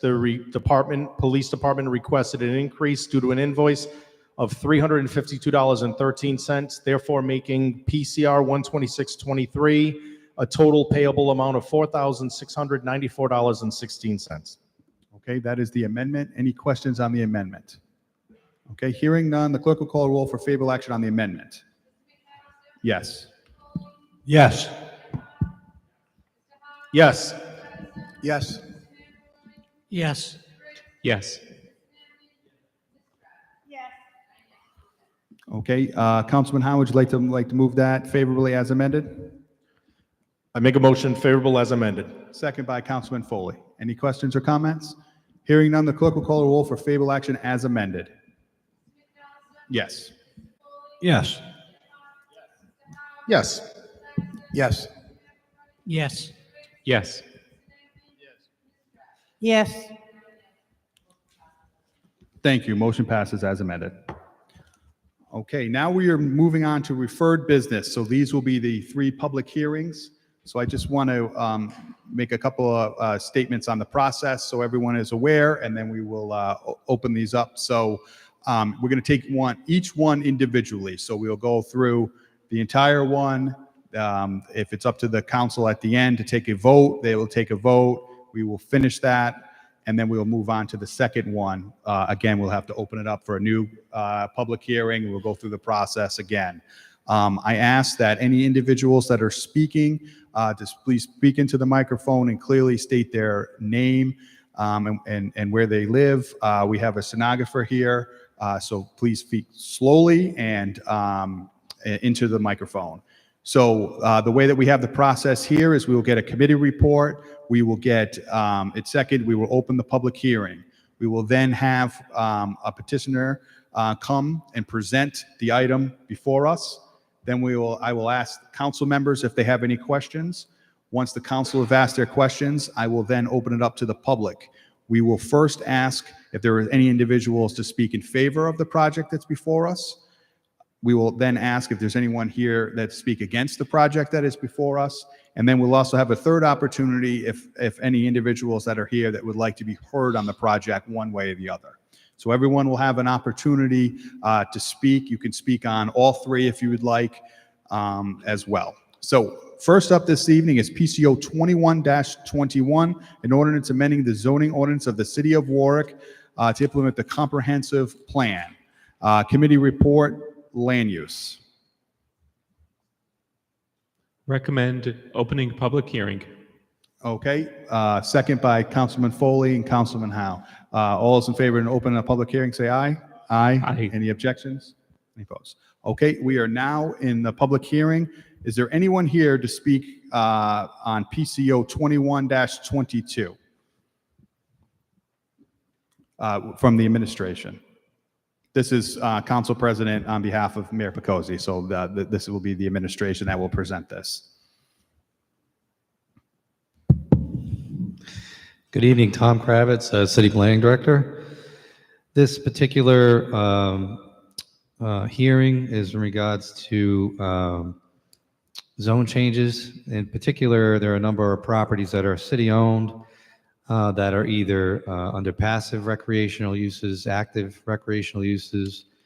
In many cases, they were donated to the city for the same purpose, that is to not be developed, but for conservation reasons. And the planning board provided the council with a positive advisory opinion on changing the zoning of all these parcels to open space. One of the things that has come up with a number of residents I did speak with, oftentimes you'll see properties that were not included in this particular list that are near proximity to the land we're looking at. More often than not, those are tax title properties.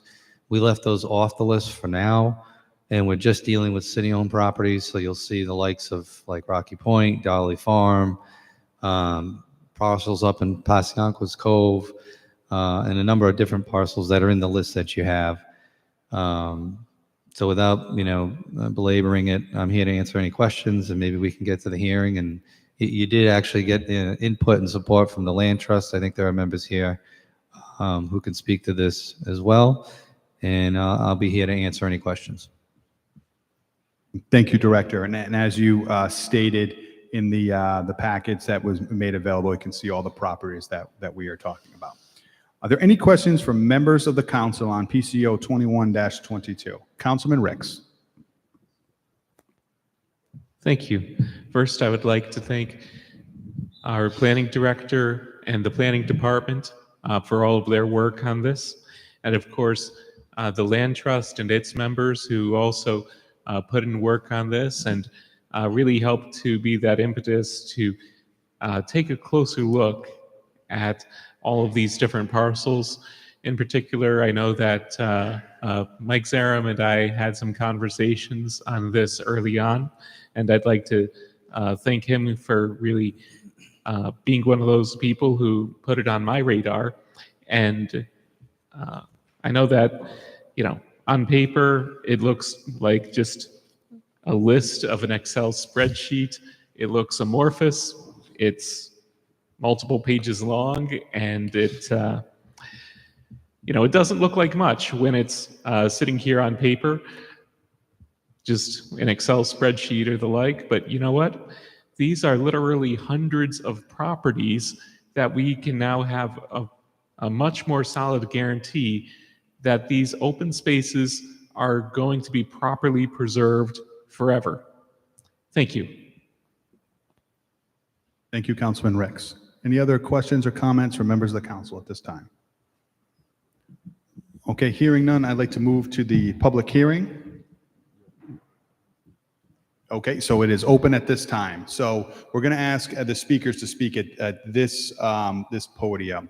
So are there any individuals here this evening that would like to speak in favor of PCO 21-22? Just please come up to the microphone. We just want to make sure if it's on. It is on. All right. right, Just thank you. identify yourself. And like I said, we have the stenographer here, so please take your time and go ahead. Thank you. My name is Douglas Reed. I'm a property owner at 125 Warwick Neck Avenue. I'm actually a primary resident of Western Massachusetts, but we found a little place down here that my wife and I love. So 5 years ago, we purchased the property and have been working on it to improve it almost every weekend since. We enjoy the area and the residents we have met. We use Rocky Point actually as the first example of an area and how beautiful it is to friends that come visit for their first time down here. It's come to my attention that 3 lots in the adjacent park, and that's the park at the head of the cove, are not on the list to be rezoned, and as the gentleman spoke, that they are in tax title. So with the soon-to-be changed law regarding minimum lot size, it would seem imperative to protect the park at the head of the cove to remain as it is now and in the future.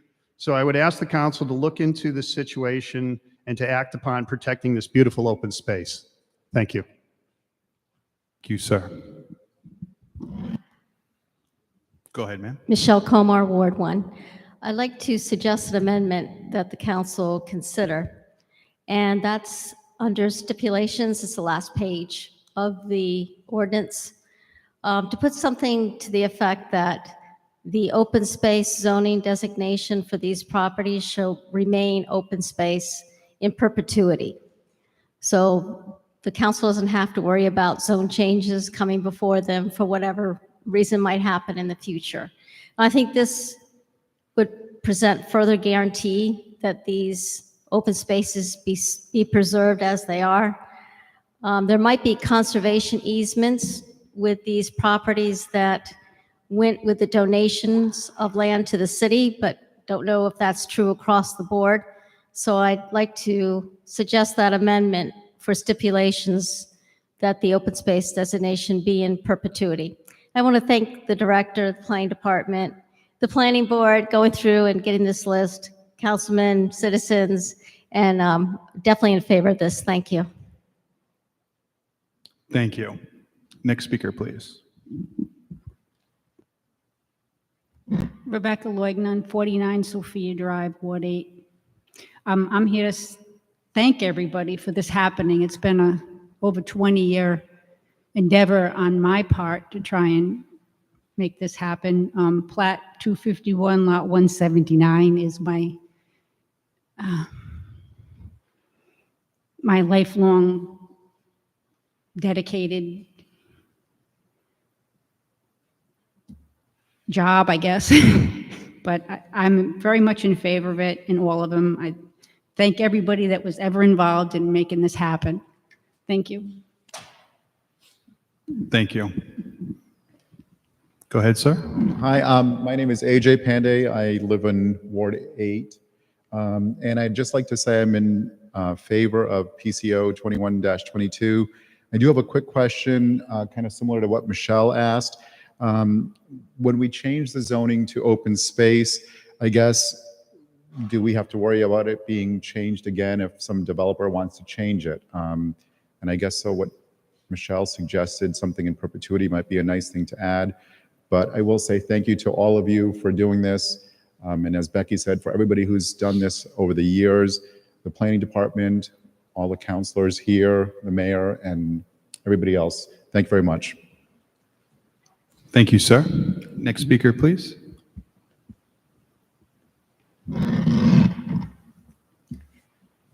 Well, ditto all that. Thank you to everybody involved, the planning department, planning director, city council members, everybody involved, including the mayor who supports this. Mrs. Walsh, just for the, she needs your name for the Oh, record. I'm sorry. I'm sorry. Barbara Walsh, Ward 2.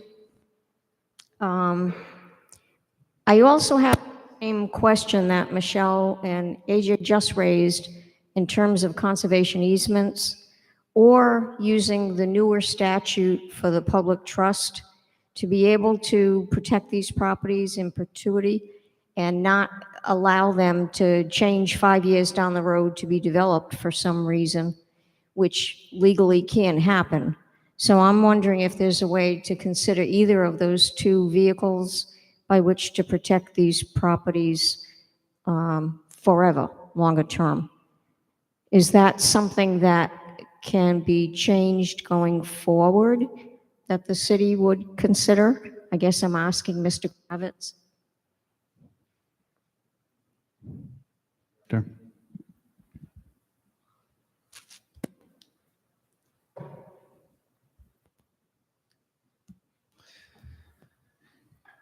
You know, the notion of recording conservation easements for each particular property was just something that was seen as excessive, just by terms of workload. And it just seemed like the right first step to take.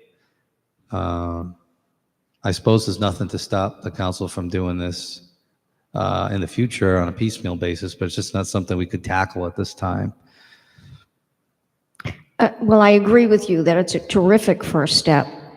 I do worry about the future in changing priorities. Would the public trust methodology be easier to use and still protect these properties? Yes, it would be. So we can advocate for that down the road? I would think so. Thank you.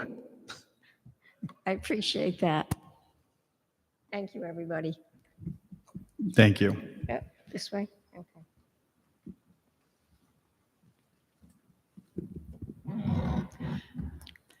My name is Jane Austin. I live at 26 Narragansett Bay Avenue. I'm here as the chair of the Warwick Land Trust to urge the council to support, take favorable action here. There are two sets of the properties, in fact, the Passyonquas Cove and the Connecticut properties, which I have to give credit to my predecessor as the chair of the Land Trust, Leslie Derrick, and her group for many years of work and effort with the city, with DEM, in collecting all of those properties and getting them together. Rocky Point and the Fisher properties are also two other tremendous sets of property that will offer a lot of benefits to the city. I think we see that both the city, DEM, state as voters with their bond issue and private donations show us the many different ways by which the city can kind of come into property that can benefit all of us. And I urge the council to act favorably in protecting these. Thank you. Thank you. Next speaker, please. Good evening, members of the City Council, everybody from the public who's here tonight. My name is, for the record, Michael Zarum. I will spell that for the stenographer. Z-A-R-U-M. My address is Northampton Street, Warwick, Rhode Island. I am a longtime resident. I am also a member of the Warwick Land Trust. For starters, I say that I support and would ask for favorable action on PCO 21-22. For now, it accomplishes a lot in rezoning many residential properties that are in the spread street to open space. Is a starter. I also want to thank Mr. Ricks for his compliments. A lot of this PCO started a while back. I received a call from Mr. Ricks and also from Mr. Gephardt asking me what my thoughts were on how we could get more open space without having to spend a lot of money for acquisition costs. And when I looked at stuff and looked at the comprehensive plan as a major planning document, I saw this opportunity. And with that, I called Danny Geegan in the planning department and asked him what he thought and supported it along with other members in the planning department. With that, I want to thank our mayor for helping get this PCO going. I want to thank members of the planning department, including Mr. Kravitz, Lydia, Dan Geegan, and Sean Henry, who put the list together. When I look at the list, just to start, I know that Jane Austen mentioned a few properties that she and Leslie Derrick got going around Pontiac Cove. I see those on here. I see other parcels such as Bradford Avenue, which is a land trust property that is down there part of Warwick. It's a beautiful property. There's a beach there. There are walking paths and trails that go out in the conservation land. That's part of CRMC. People go kayaking there, they go canoeing, they go swimming there, they go fishing. All this is consistent with the goals of the Warwick Land Trust. I agree with some of the comments and concerns about conservation easement in lieu of just changing the zoning from residential to open space. I agree with Mr. Kravitz that for now this is the most efficient way to move forward. If we would take each one of these parcels and do a conservation easement, the paperwork would be quite voluminous. It's already quite voluminous. The other thing that I want to point out is that part of this is under state law to carry out the state, I should say the city comprehensive plan, and making sure that the land use map is properly updated for going forward, given that the comprehensive plan is about to be updated again. So I think this is a very good step in the right direction. I do echo some of the concerns tonight about it being changed to open space and not being kept open space. For example, Ms. Komar's comment on keeping it in perpetuity as open space. And there's also an example of those concerns in an upcoming public hearing this evening for Cellco to put a cell tower on open space. So we already have another example of what can happen with open space. I'm not going to make any more comments on that. I'll hold those for that public hearing. But in general, when you look through the lists and you look at the updated land use map, I think this is a huge accomplishment. I want to thank everybody for working together.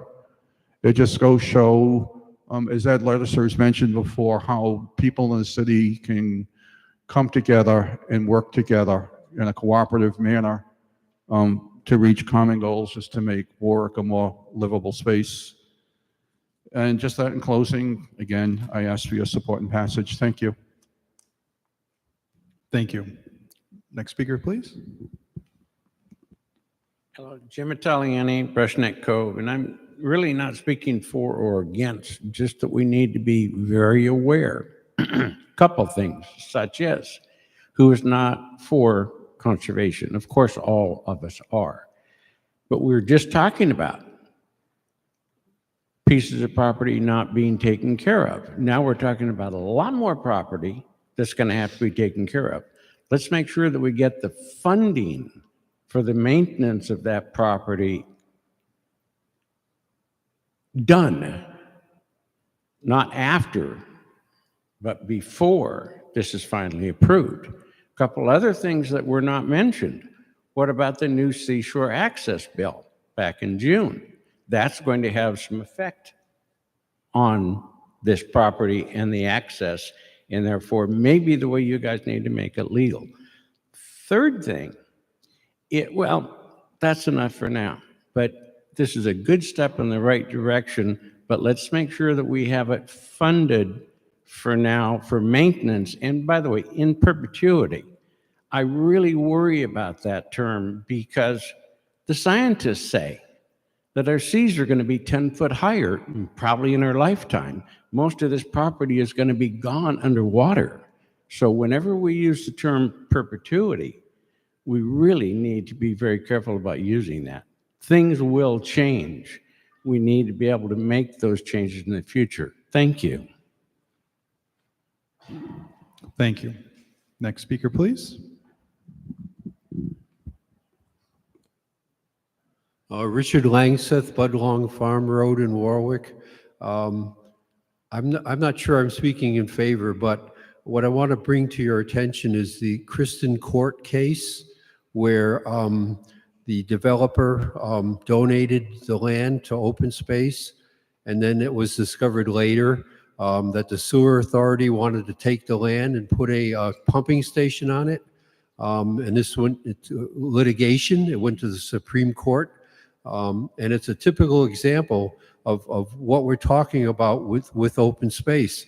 If the property indeed is open space, then the city council has to stand strong and tell independent agencies like the sewer authority, who presumably are part of the city of Warwick, that no, they can't have that. It's open space for the people, not for the sewer authority. Thank you. Are there any other individuals who would like to speak in favor of this? Are there any other individuals who would like to speak in favor of PCO 21-22? Are there any other individuals who would like to speak in favor? Are there any individuals who would like to speak against PCO 21-22? Are there any individuals who would like to speak against PCO 21-22? Is there anyone who would like to speak against PCO 21-22? Are there any individuals who would like to be heard on PCO 21-22? Are there any individuals that would like to be heard on PCO 21-22? Are there any individuals who would like to be heard on PCO 21-22? Okay, hearing none.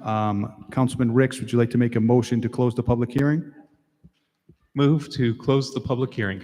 Second by Councilman Foley and Councilman Howe and Councilwoman Travis. All those in favor to close the public hearing, say aye. Aye. Any opposed? Any abstentions? Okay, we are now back in the council, the full council. So I think we had some very good points that were brought up today. What I'm thinking on this, when we're talking about maybe making some legal changes here, adding an amendment, I don't think that's the right path at this time. I think it really puts a burden on the legal counsel to weigh in on a lot of properties right away here. Just like Councilman Gephardt did earlier this evening with Chippewa-Nauset, any individual council person can docket a resolution to move to in one of these properties or multiple properties into the public trust. So there still is an opportunity. I think this is a great first step. I just don't want to see us getting bogged down, worried about legal challenges or legal issues that could come down the line. So I'm kind of inclined to agree with what the director said. There's a lot of properties here. I think this is a really good first step. And even if we're still working out language, or if individual council people are bringing in different properties to try to put them in the public land trust, even if a developer or someone tries to change this, they would have to go through the whole process, zoning, planning, and come before the city council as well. So I think it's in the best interest, in my opinion, that I am supportive of the way that this is PCO 21-22 is drafted at this time. And those are my thoughts on this. Are other members of the council have any thoughts at this time? Councilman Ricks. I completely agree with that process. Without getting into, of course, any individual properties, I can think of some properties that in Ward 2 that in the future we may want to go through a similar process to protect them as well. But to also respond to a point raised by several members of the public about protecting properties in perpetuity, I think that there may be potential ways to accomplish that, such as was discussed, conservation easements and the like. But for the reasons stated by the planning director, that might not be the best approach for every single property, simply because of the volume of work involved. But also, it's not something that we should really be doing as a all-encompassing measure here for these literally hundreds of different properties all at once. without specifically examining each of these. But then also for the reason that I don't believe that lawfully we at this stage would be able to add language to preserve all of these properties in perpetuity, even if we did conduct that study of each and every single one. And that's because of the general principle that we here in the City Council today, elected in the year 2022 and sworn in January 2023, don't have the power to bind future city councils.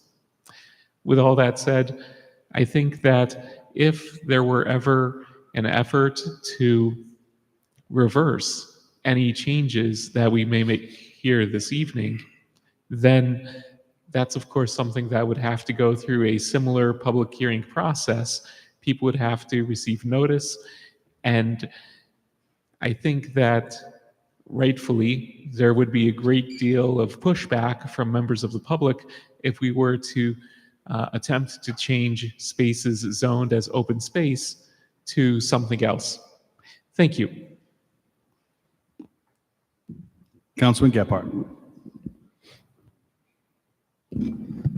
Thank you, Council President. Yeah, I would echo what's been said. Commendations for the planning department, the land trust, for kicking this off.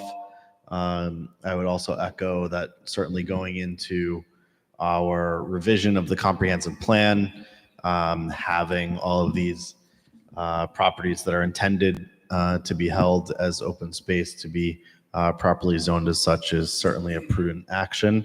To the comment from Ms. Walsh about the public trust, completely support that. We've now used it a number of times here in the city of Warwick.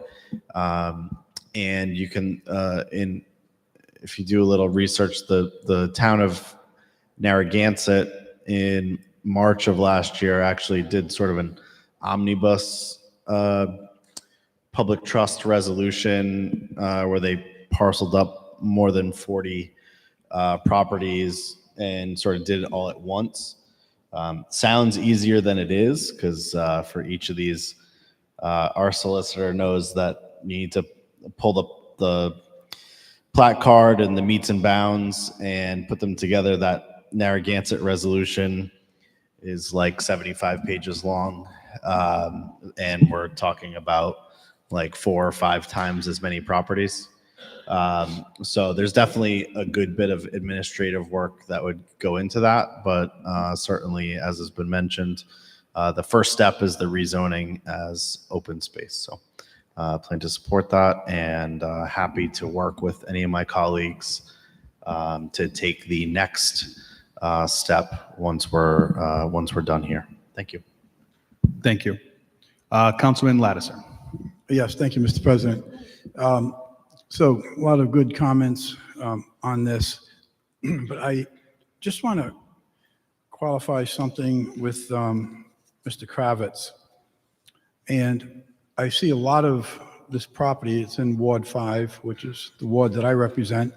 And most of that property is a result of the Fisher donation. And that was you, Fisher, donating those small parcels to the city, correct?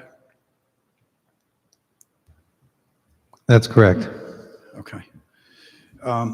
Thank you for that, Director. I just wanted to clarify that. I agree with Council President, Councilman Ricks, Councilman Gebhardt with regard to the perpetuity language. There are and have been numerous instances where I have strongly supported perpetuity for various things. In this case, I would be reluctant to sign on to that for the reasons that have been discussed. But also, Mr. Langseth brought up a very, very good point when he spoke about the open space issue at Kristen Court. And the reasoning was because a pumping station needed to be put there. So I think a lot of the feelings with open space is to do just that, to protect the environment, to protect the surrounding areas, et cetera, et cetera. In that case, with all due respect, I would have absolutely supported doing a pumping station there because it's doing exactly what the intent is. It was protecting the environment. It was protecting the bay. Kristen Court is at the bottom of a hill, and it literally empties into the bay. And to have properties over there on septic systems, or even worse, on cesspools, because we were unable to put in a pumping station, I think that would be just totally opposite of what we're looking to do. So I do believe that there will be exceptions in this particular case. I think that was a perfect example of an exception that, I certainly would be supporting of. And with the complexity of this and the amount of properties we're talking about, it makes sense to me that we kind of take this as, a ginormous step one and work towards other things. And I'm comfortable with the fact that if there is changes that are requested, that it has to come before the city council to get it passed. It may not be this city council, but I think there's a mechanism in there to protect the intent of what this has been put up for. Thank you, Mr. President. Councilman Sinapi. I'm definitely glad to see this happen for especially Barton Farm. It's long overdue. The resident that came up who mentioned she's been trying to get it done for a while, I can in fact attest to that because she's been here at several meetings and has mentioned it to me. And that being the case, there's also, for those who don't know, federal funds involved with Barton Farm that has led to its improvements. So at least for that particular property, I'm going to docket a request to have that put into the public trust just because there's a lot more complications that could happen if down the line someone tried to mess with it, given the involvement of federal funds especially. Thank you. Any other questions or comments from members of the council? Okay, Councilwoman Travis, would you like to make a motion?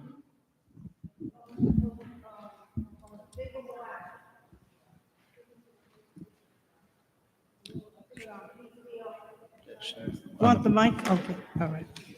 Favorable action on PCO-21-22. Thank you. Do we have a second? Second by Councilman Foley, Councilman Ricks, Councilman Gephardt.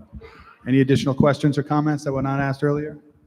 Hearing none, the clerk will call the roll for favorable action on PCO 21-22. Yes. Yes. Yes. Yes. Yes. Yes. Yes. Yes. Thank you for first passage.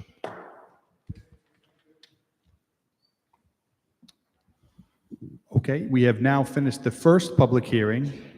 We're going to move on to number 2 on the agenda this evening. This is the second public hearing, PCO 23-23, an ordinance amending the zoning ordinance of the City of Warwick, Glenn Taylor and Mary Taylor petitioners, plot 365, lot 166, 49 Arnold's Neck Drive.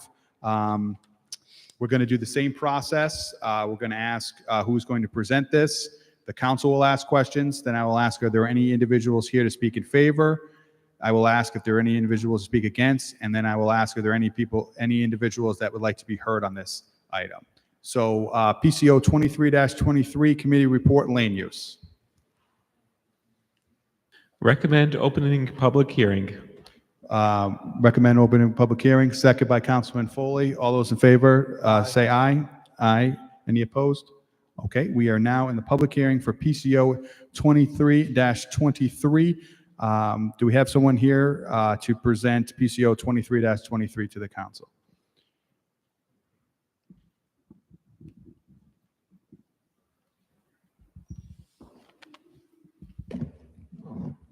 Well, good evening. Good evening, Mr. President and members of the council.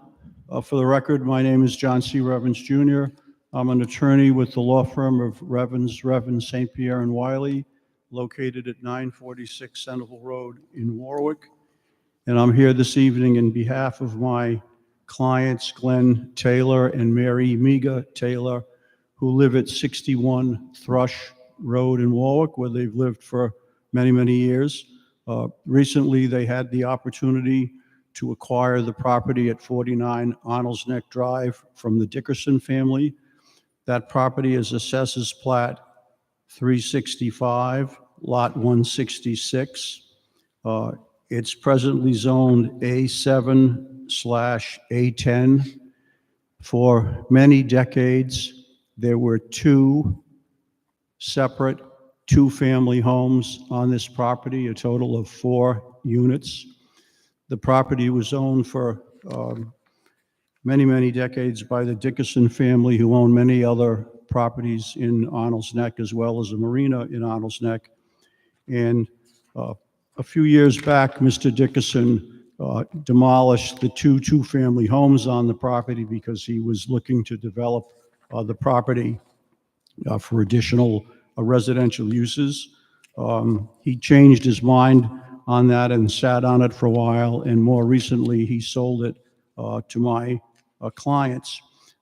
The Taylors wish to build their retirement home on the property, and they've applied for zoning approval to do that under the PDR L ordinances that have been in place for many years in the city of Warwick.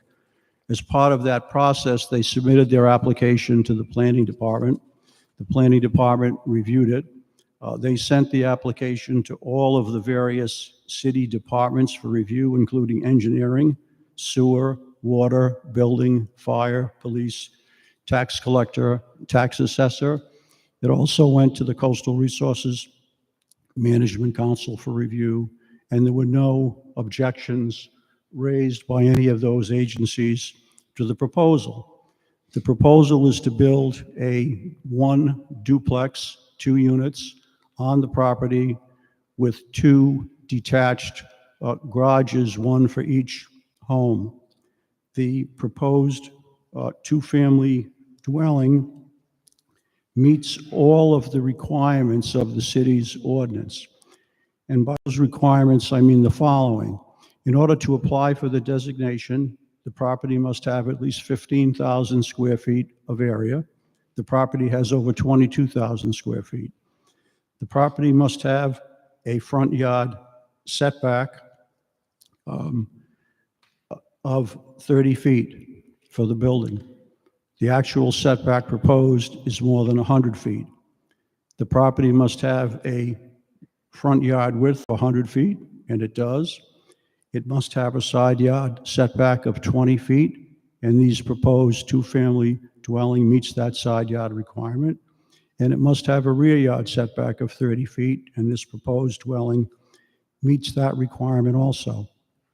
So under the existing ordinance in the city, this proposed dwelling meets every single requirement of the area, front, rear, and side yard setbacks. The matter went for a public hearing before the planning board back in August, and the planning board, after hearing the testimony and the evidence, unanimously approved the project and gave it conditional master plan approval, the condition being that the city council grant the zoning relief. The planning board also unanimously recommended to you that you approve the proposed zoning for the PDRL district. My clients are here to answer any questions that you may have, and we appreciate your consideration of the application. Mr. President, members of the council, thank you.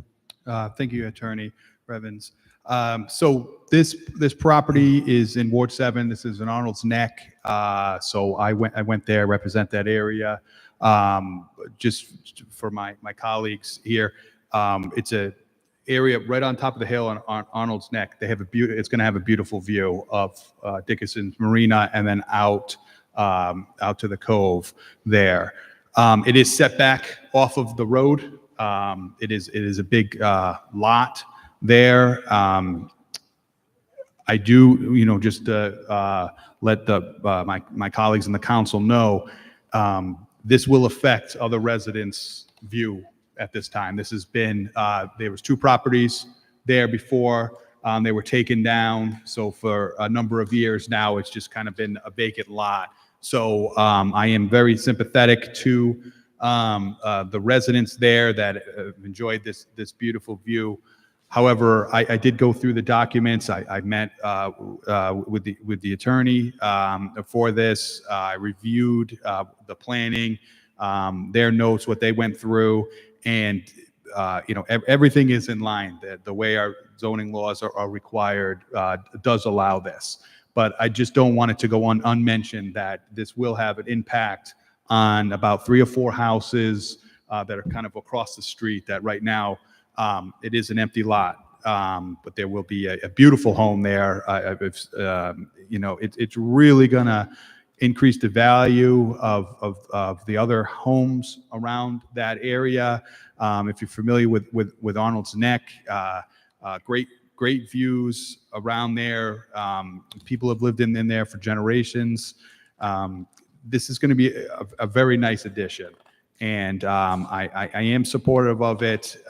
It is within the rules here, but for the record, I don't want it to go past without saying I truly understand that this will affect those neighbors that right now they look on. There's nothing before it. Soon there will be a home there. It's going to be a beautiful home that falls within all of the legal ramifications there. I'm really excited that the individuals that bought this private property are Warwick residents. I spoke to them as well. They had an opportunity. They could have retired and moved. Now they're going to retire here and stay in the city that they've lived in for a number of years. So I don't take this lightly, and I know that the council does their due diligence. I just want to give that snapshot to my colleagues here. I know we all have properties in our wards that have views, and these decisions that we make do have impact on residents and on our neighbors. But I have to say, as going through the numbers here, the notes here, they've done all the approvals. The lot is the right size. They went through all the different departments. There was no objections. If you go through all the documentations, they've been through the process, and they're looking to build their retirement home. And it's a beautiful neighborhood, and I do think that this will add to that neighborhood. But I just want everyone to understand that the decisions we make affect our residents here. So I will open that up. We'll go to the chairman of the Land Use Committee first, Councilman Ricks. Thank you, Council President, and thank you for the background. I did have a question for the applicant through their attorney. From reading over the application, the map, and hearing the presentation just now, I take it that the need to come in front of the board and now the council is because the proposed building is a duplex, and also that it would have 2 garages. But hypothetically, if this building were constructed as a single family house with 1 garage, but really of the exact same square footage, exact same height, exact same amount of total space in 1 garage instead of 2, it's my understanding that it would not even be necessary to go through this particular process with the board and the city council, correct? That's correct, Councilman Ricks. The only thing the applicant would have to do is apply for a building permit. Thank you. So as a matter of right, really the property owner could build a similar structure of the same same height and same size that would otherwise have the same effect on different neighbors' views looking out from their property to the cove or the like? That's correct, Councilman Ricks. And all of that side of the street going back toward the Crow's Nest. Pretty much, there might be one exception, but pretty much every parcel there has a home on it. As you know, and I know, and everyone in the room knows, most of those homes on that side of the street have been there for many decades. Some of them have been added onto, some of them haven't. So when you're building a newer home in 2023 or 2024, in a location like this, which has become a very desirable location, they're somewhat larger than what was built decades ago. But as someone who looked to find a home to buy and live in Arnold's Neck myself in the 70s and couldn't find one that was appropriate for my family at the time, a lot's changed since then. So as some of the larger homes got built at the end of the neck and some of the others got expanded, this is more in line with that. No one owns a view across anyone else's property, so it's nice when you have that, and I understand that, and I get that, but it's not a legal issue. And as you pointed out correctly, you could build the same size home on that parcel as a single family home, and it wouldn't require any application for a planning board recommendation or a zoning amendment as this one does. But as you know, from your experience on the council, this ordinance was put in place expressly to encourage developments like this. And in this case, the proposal meets all the setback requirements. Most of the time when you see these, they need some setback relief to make them work. In this case, it doesn't need any setback relief. So those are the same setbacks that would be required of a single family home. So it's just a matter of whether there's one family living there or two. And lastly, there's changes in the state law that take effect in January that will relate to development on parcels of land throughout the state. And under those changes in the state law in January, you could probably come back in and propose a more intense development on this parcel. And my client doesn't want to do that. They're aware of the fact that the law's been passed, that it's effective in less than 60 days. But that's not something they're looking to pursue because they want to build this and live there for the remainder of their lives. Thank you. Thank you. And without prejudging anything here, I'll just say that I think that duplexes, other multifamily housing, while we're experiencing this housing crisis,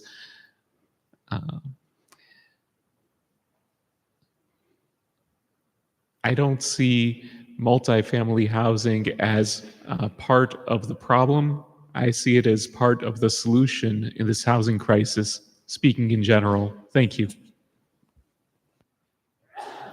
Thank you, Councilman. Councilman Sinapi, did you have your hand up? My point was addressed. Thank you. Thank you. Any other questions or comments from members of the council at this time?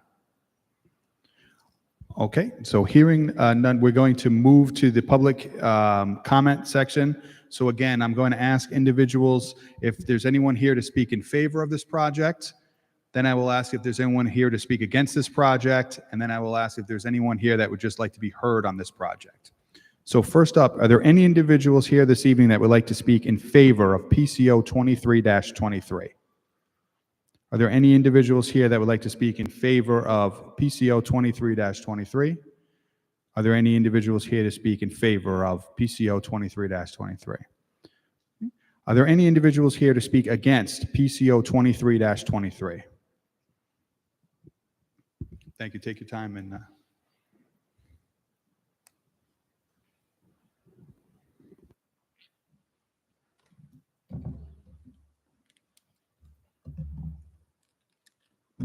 Good evening, council members.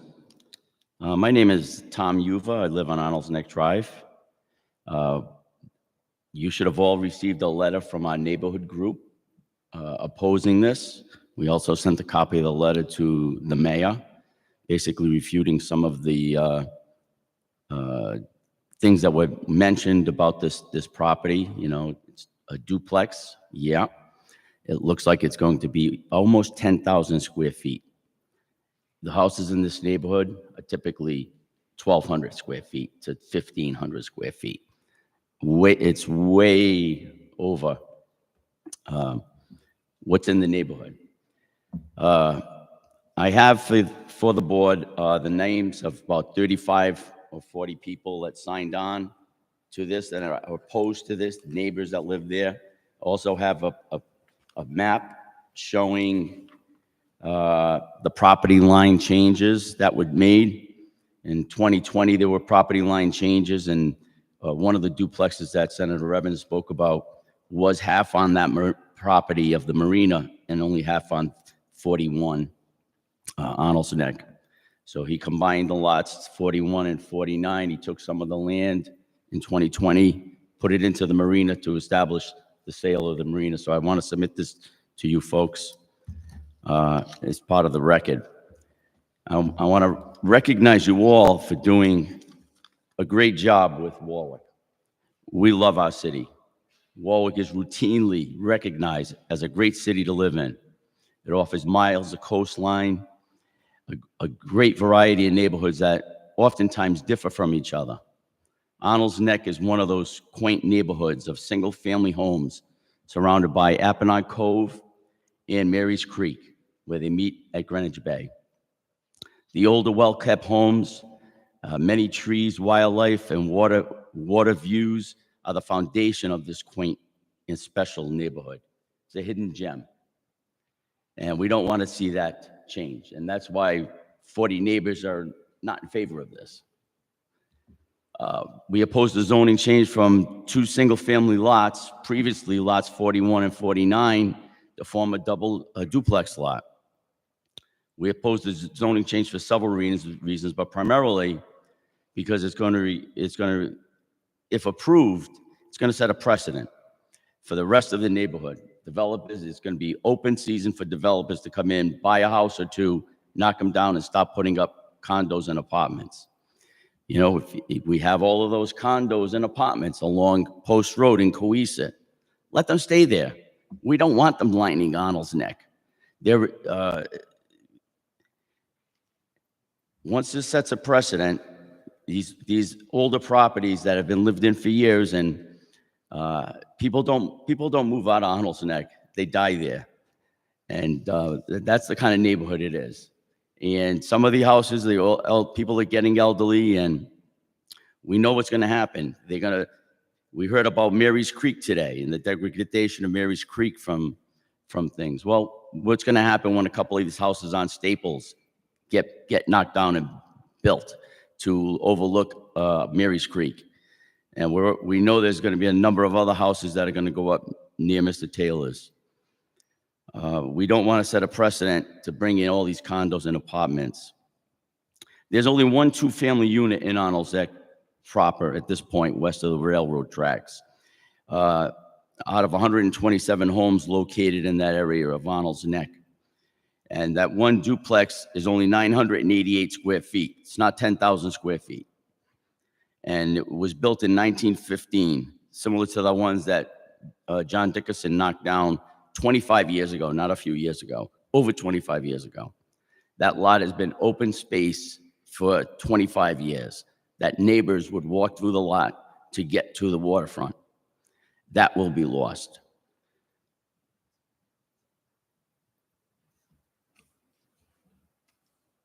The developer had indicated to the planning board that one house had 2 electric meters, and that there were 2 duplexes or 2-family houses. I couldn't find any neighbors that confirmed that. You know, and it's our understanding that one of the electric meters was a marina electric meter for lighting at the marina. The lot's been open space for decades, as I indicate, with many trees, and those trees will all be gone. They protect the neck. The house is massive and does not fit into the quaint neighborhood. With almost 10,000 square feet, it's 3 stories tall from the street side. From the marina side, it's four stories tall, because the lower level is not a basement. It is living area that's going to walk out to see the water.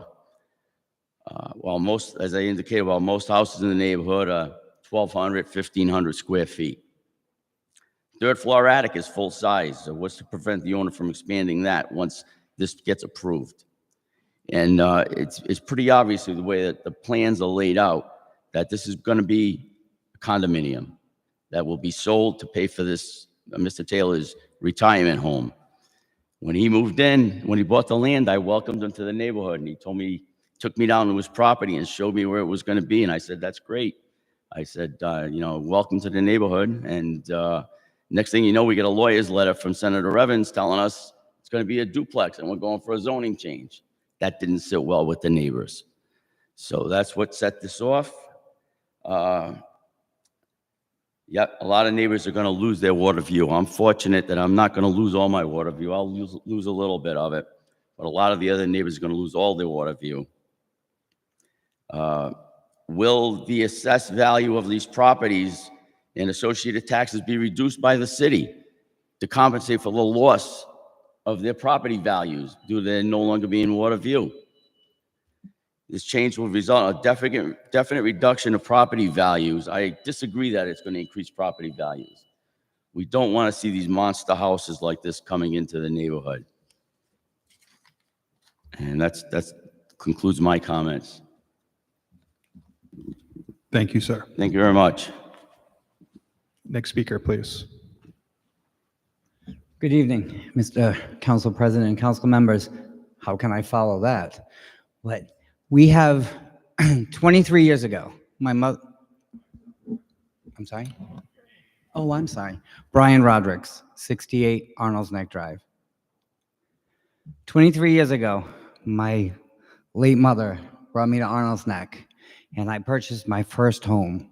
The reason why I purchased that home was because of the neighborhood, because of the people, because of the views, the wildlife, and other things about the neighborhood. This home that is requested to be built is excessive. We are a small community with small houses. Am I opposed to these people building a house? No. Am I opposed to new neighbors? No. I'm opposed to the size of this house. I will look out of my house and see this monster.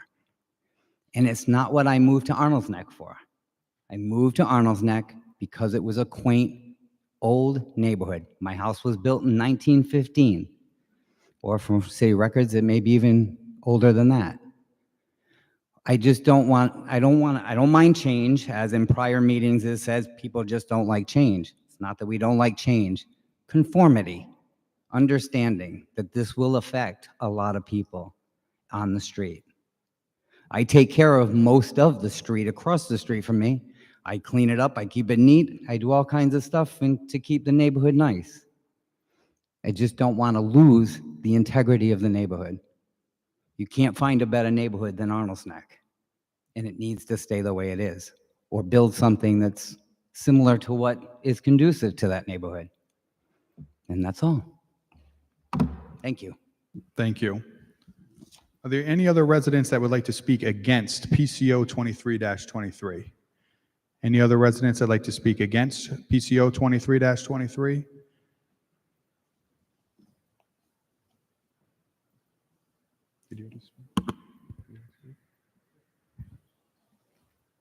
I'm sorry, Tom Uver again from Arnold's Neck Drive.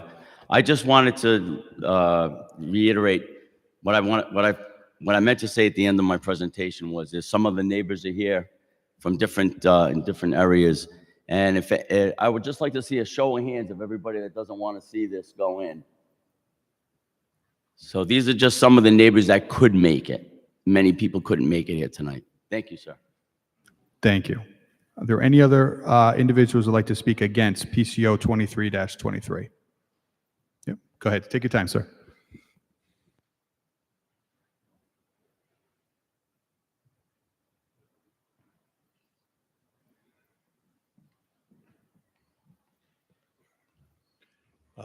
John Dean, 80 Arnold's Neck Drive.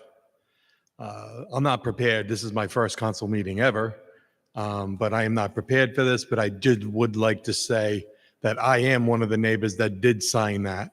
I am opposed to this on the fact that they're making it seem like they want to retire in this home.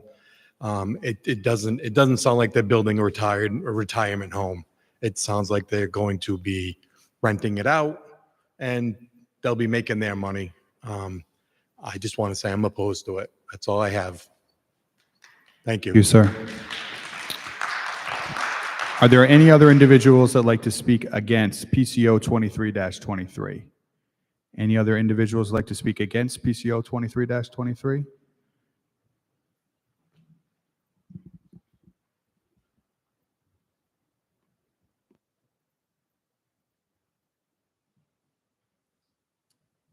I myself, sir, have signed that. I have to state my name again. Roger Cerisi. I live in the Arnold's Neck area, and I agree with totally what these two fine gentlemen said. Every parcel of land everywhere, they're building everywhere. They're building everything that's bigger. They're obstructing people's views that they once had for 50 years. It's going to stop. All around that area, they're still building stuff. The traffic's going to be even worse than it's ever been. That's another subject. But I just want to say I agree with these gentlemen and the way they presented it, and I'm for that 100% because I live in the same neighborhood and I go by there, and it's always very nice to drive there. Now I'll be going by there and looking at this big monstrous structure that doesn't belong there. Peace. Thank you. Is there anyone else who would like to speak against PCO 23-23? Anybody who would like to speak against PCO 23-23? Any individuals who would like to speak against PCO 23-23? Are there any individuals who would like to be heard on PCO 23-23? Are there any individuals who would like to be heard on PCO 23-23? Are there any individuals who would like to be heard on PCO 23-23? Okay, hearing none. Councilman Ricks, would you make a motion to close the public hearing? Move to close the public hearing. Second by Councilman Foley. All those in favor say aye. Aye. Aye. Okay, we're back in the council. Are there any additional questions or comments from members of the council at this time? Okay. Councilwoman Travis, do you have a motion? Favorable action on PCO-2323. Second by Councilman Foley and Councilman Ricks. Any questions or comments? Okay, it's been moved and second. The clerk will call a roll for favorable action. Yes. Yes. Yes. Yes. Yes. Yes. Yes. Yes. Thank you. PCO 23-23, favorable action, first passage.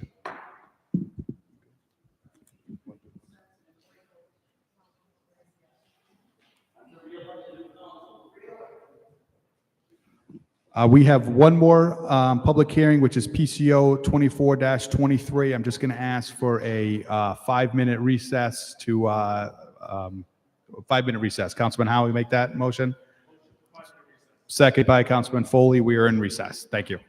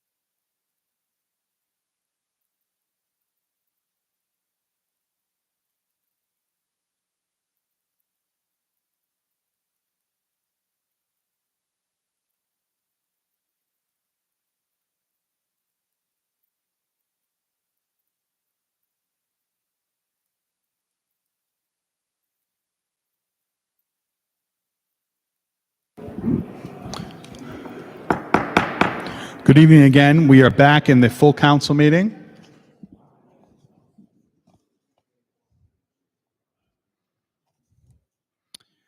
We are now on item number 3 on the agenda this evening, which is the third and final public hearing this evening, which is PCO 24-23, an ordinance amending the zoning ordinance of the City of Warwick to conform with procedural and substantial changes in state land use laws. Committee report, land use. Recommend open public hearing. Second by Councilman Foley. All those in favor to have a public hearing, say aye. Aye. Any opposed? Any abstentions? Okay, we are going to follow the same process that we did. I'm going to ask who's here to present PCO 24-23. The council will then get to ask questions. Then we will ask, is there anyone here to speak for PCO 24-23? Anyone here to speak against PCO 24-23?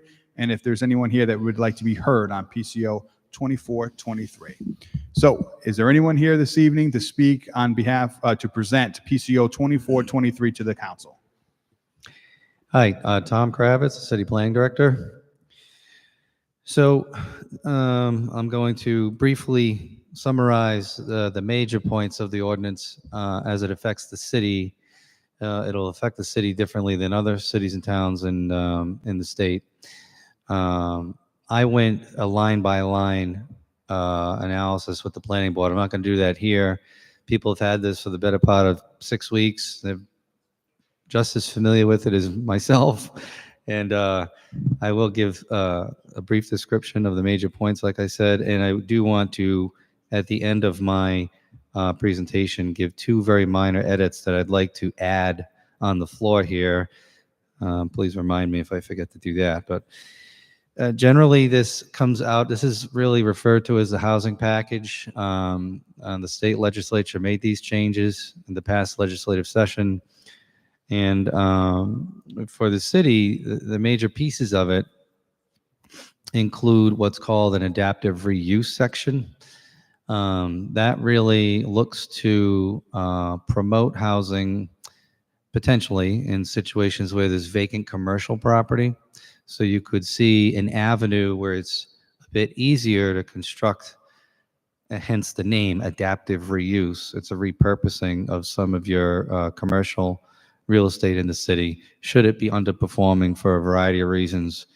You know, what comes to mind, and we talk about it at staff all the time, is innovations in the way they affect the marketplace, what Amazon's effect is having on retail, other stores utilizing that model to allow for delivery, automation. A variety of factors are affecting the landscape.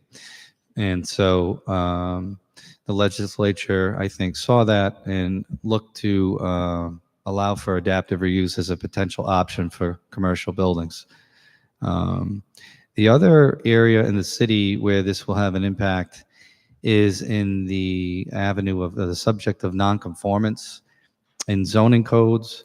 There's sections called nonconformance where you have substandard lots of record by size oftentimes that are substandard to the minimum dimensional requirements that exist in the zoning district in which those lots are located. If those lots are in the same name, they've oftentimes been merged by operation of the zoning ordinance. They're effectively merged together.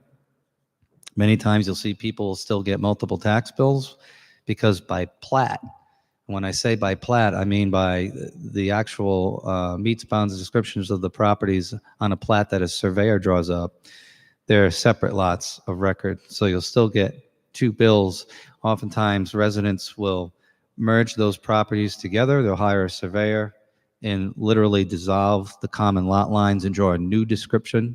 Instead of having multiple descriptions for multiple lots, you'll have one new description of the perimeter. This change in the statute really kind of creates a formula that offers the potential to see a more aggressive form of infill development in those situations. That's really the best way to describe it. And you'll see that in some of the older neighborhoods potentially. Oakland Beach, Connecticut, Greenwood even perhaps. The grid pattern streets, the oldest neighborhoods are the ones identified through their grid design. You're less likely to see it in the western part of the city, southwestern part, where you have a more current form of suburban design. Most of those lots are developed. But you'll see this potentially in the older neighborhoods, like I said, where you have an empty side lot next to a house per se. So in addition to that infill, the state law now requires cities and towns to employ what's called the Unified Development Review. This is where the planning board acts as kind of a super board, if you will, and it can address some types of relief that typically the zoning board would handle. The zoning board is still going to be dealing with the smaller individual lot, case-by-case dimensional variance requests, i.e., where I extend my home, where I put a deck or a garage, kind of the minor things, if you will. But the planning board will more often than not be handling both the minor and major land development projects and housing developments by themselves as a unified development through the unified development process, which is in Rhode Island General Law 45-24. We took the opportunity to clean up the zoning ordinance as well. There were changes made to various aspects to the enabling legislation that relates to zoning from years past, prior to last year. We've made updates to our zoning code to just keep current with what we should have changed in years past. We involved the building official. He utilized, in some cases, not many, swimming pools comes to mind. You may have read that section in here where he wishes to, and feels it's better to rely on the building code to deal with swimming pool access and safety rather than have that in the zoning ordinance. And that made sense for him. And so by and large, those are the major changes with the statute that we're likely to see when it becomes effective on January 1st. And the two minor, if I could jump to those before I forget, one of which relates to another change that we did make. As you know, in the city, you have the PDR process, and that can start from a project as small as a duplex to upwards of tens of units. We felt that the duplex for a city of 83,000 people, it really doesn't make sense to have the duplexes come to the city council for the hearing process. And because of that, on, let's see, it's page 52 of 125, for the planned district residential section 308.2, the design standards, was simply deleting the term two-family to not leave it implied that that is still an option. Two families, that is duplexes, would really be handled by right through the planning board and not so much come to the council for the zoning amendment process. We just feel that's such a minor thing, notwithstanding the discussion we just had on the neck. But Director Kravitz, just Solicitor Walsh, just wanted to clarify the reference is to page 13, line 33 of PCO 2423, which is a compressed version of the 125-page full zoning ordinance. Okay. So we're looking at the two different, that's going to happen to me again in this last one, if you can correct me. And the other minor change we want to make is in section 600, the supplemental regulations on my documents, page 90 of 125, but it's section 601, accessory buildings and uses, subsection C. We would like it to read, do not exceed 20 feet in height for a detached building, comma, excepting ADUs, that's accessory dwelling units, which shall not exceed 24 feet. In discussions with the development community, they thought that was a good change to make, where you're building an ADU, and oftentimes you want to make a roof pitch that matches up better to a colonial or some of the two-story structures where this will be allowed. And it just makes sense to make that ceiling a little higher, if you will, to not exceed 24 feet. Director, if I may? Yep. So the corresponding location of that would be to section 600 of the zoning ordinance, which begins on page 32 in PCO 2423. The section that he's speaking of is subsection 601.1, which within this document is not currently proposed to being changed, but it is part of the existing zoning ordinance, and he would like to add that amendment to section C that says do not exceed 20 feet in height for detached buildings, and then inserting the language that he asked for. If I can get specific on one item that we had made this is a local policy decision, not a state mandate.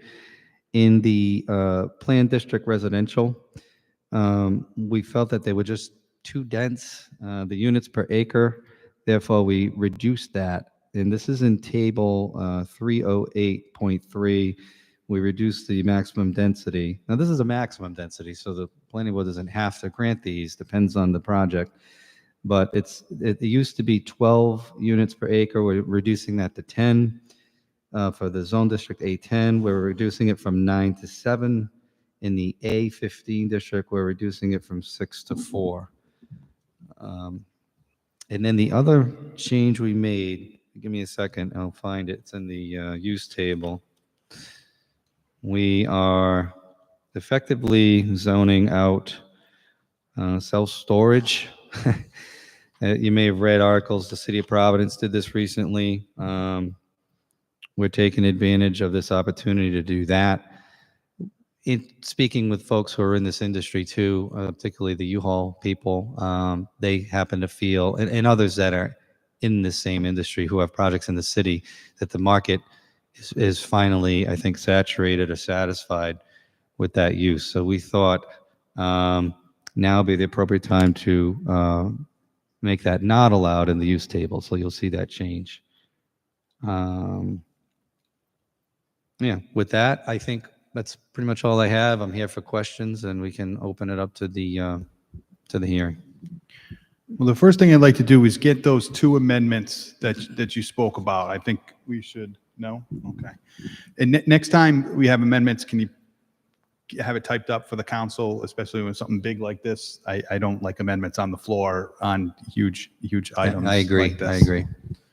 Okay, so Director, can you just talk about the process here, that a lot of the directives here have come from the state, that, the state for their housing package, they made a lot of changes. These changes will take place in January 1st, and that's why the city is here before us. We're trying to make sure that our plan fits with the new changes from the city, from the state. Exactly. We're on a schedule to adopt these state mandated changes by January 1st. We feel that a number of real estate developers are perhaps going to submit their applications to the building official's office, which incidentally, I didn't mention, a lot of this goes directly to the building department and not the planning board. So it was just better for us to have something in place than to not. Correct. So there is a deadline to this that we're trying to continue, so things can continue to move forward. Okay. Any questions from members of the council? Councilman Ricks. First, I'd like to thank you, the planning department, the planning board, for all of the work that you put in. I think that by and large, this is just tremendous. This is excellent to bring us up to the modern standards, make sure that we have the modern applicable language in there that reflects the state standards and is otherwise making those incremental changes in order to bring us up to something that makes more logical sense. I remember that a while ago, as an attorney representing a client in a different town, obviously not here in Warwick, I represented a client in front of a zoning board so that the client could put a swimming pool in his yard. it made little sense to me that that sort of effort, the type of effort undertaken by my client just to get a swimming pool, why exactly that was being required.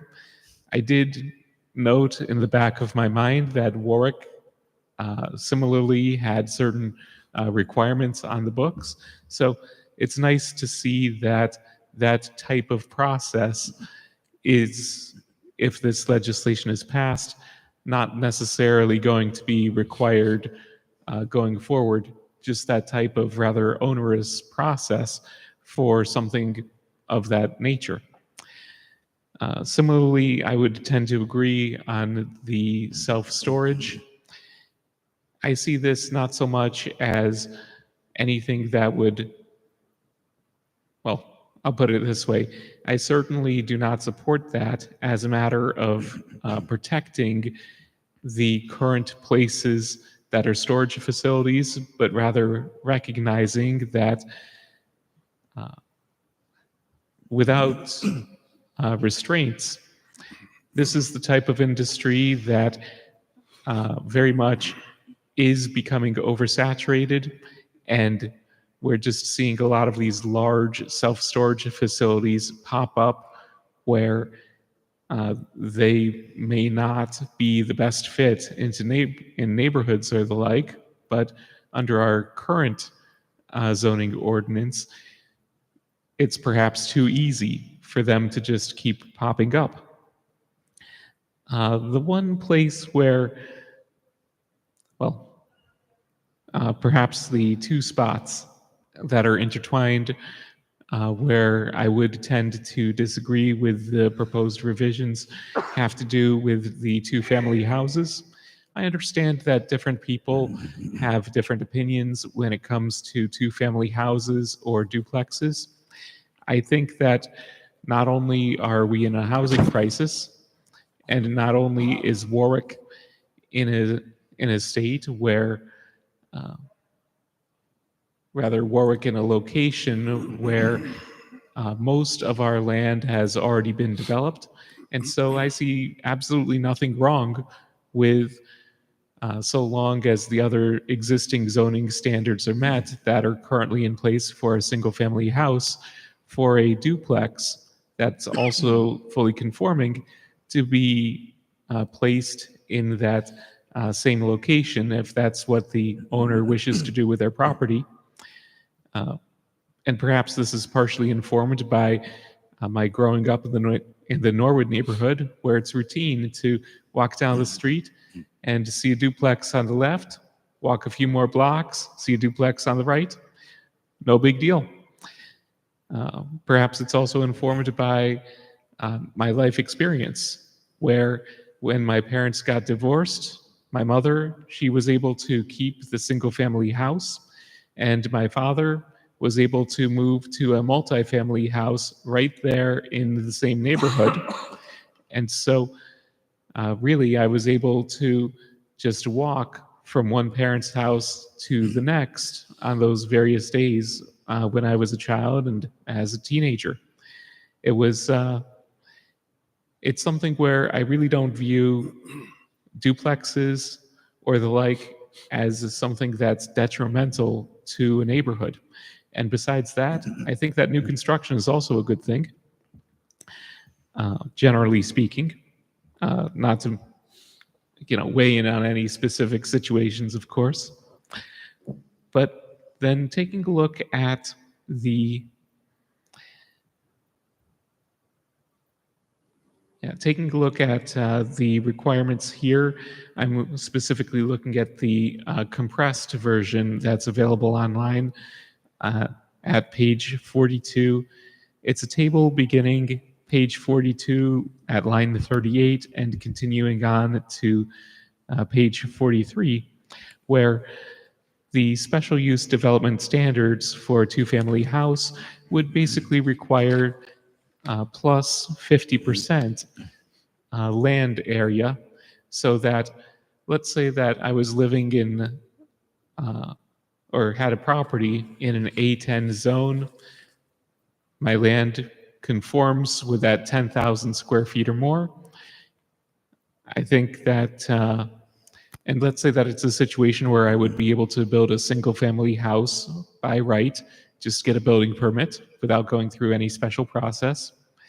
I think that if we're looking at already having to require people in that situation to get a special use permit to place a duplex on that same piece of land, assuming that, of course, that duplex would otherwise fully conform and have that same square footage as a single-family house in total, I don't see why it would necessarily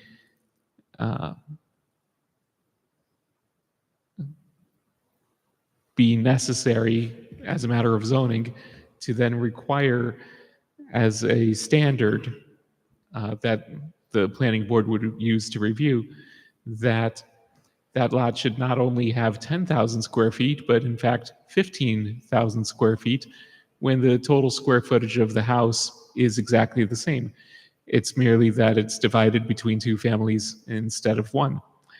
So for those reasons, if other members of the council would want to entertain an amendment on that particular point, which basically involves striking the proposed changes in that section 308.3, as well as just striking that special use development standard table at page 42.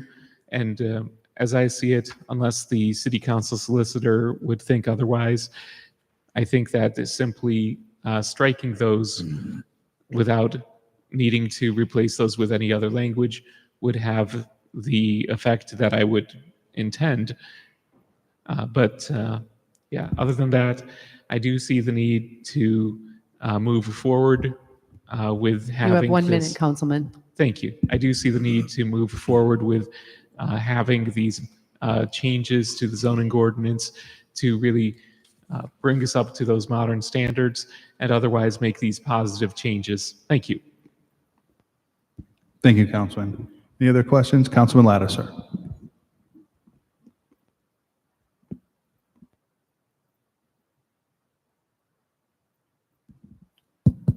Thank you, Mr. President.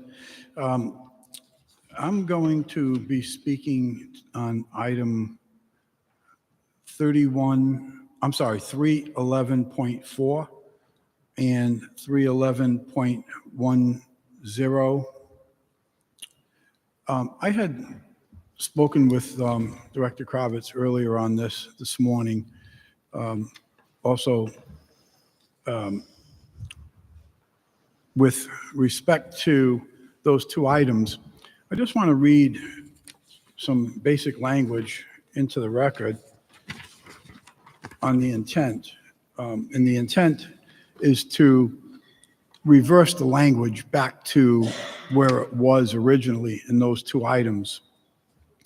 And a member of the Historic District Commission reached out to me regarding those two concerns on those two items. And the reasoning for reaching out was as such. After discussion at the HDC, it became clear that the two proposed changes to the HDC provisions of the ordinance are meaningful, substantive changes to the ordinance and are not errors, omissions, and updates. While no vote was taken, the HDC members, including myself, expressed concern that the ordinance would be amended in this way because, A, the HDC only had a few days advance notice of the proposed changes, which was last Wednesday at their meeting, and at least some of the HDC members, possibly all, do not support those proposed changes. The two items that I'm referencing states here also, in particular, one of the proposed changes would delete a longstanding rule that if a property owner applies to the HDC and the HDC fails to act on the application will be deemed approved after the passage of time.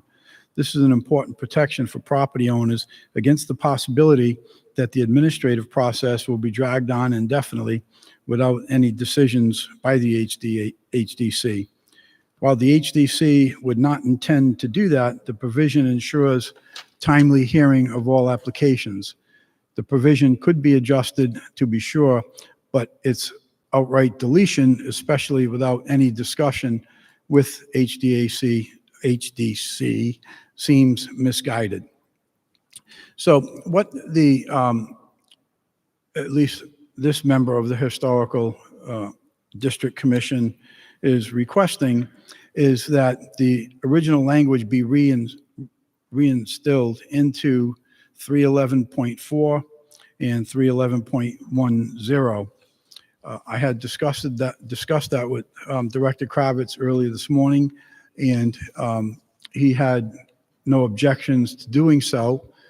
And I'll certainly, let Mr. Kravitz speak to it. But it is concerning that such change could potentially be voted on this evening when the Historical District Commission has not had ample opportunity to research or discuss or even take a vote in favor, yay or nay, on this application.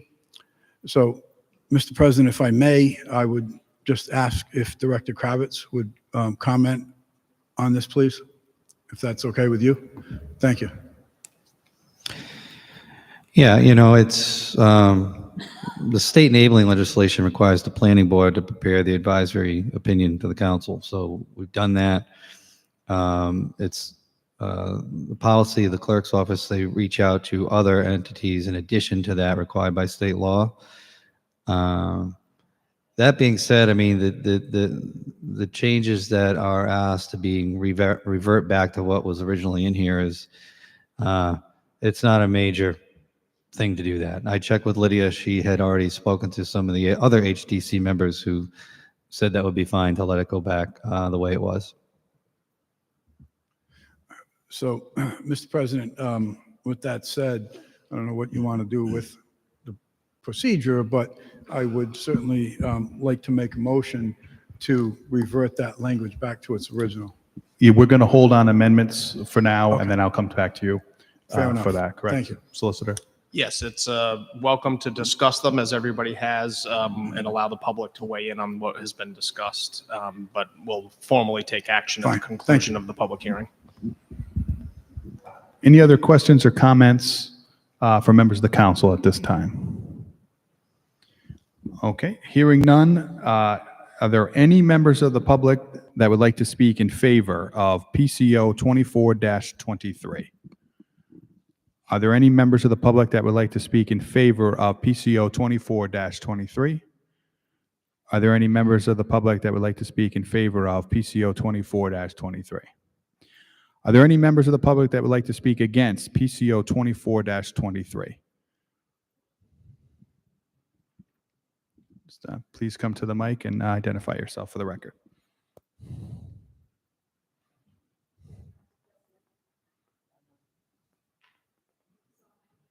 I don't think so.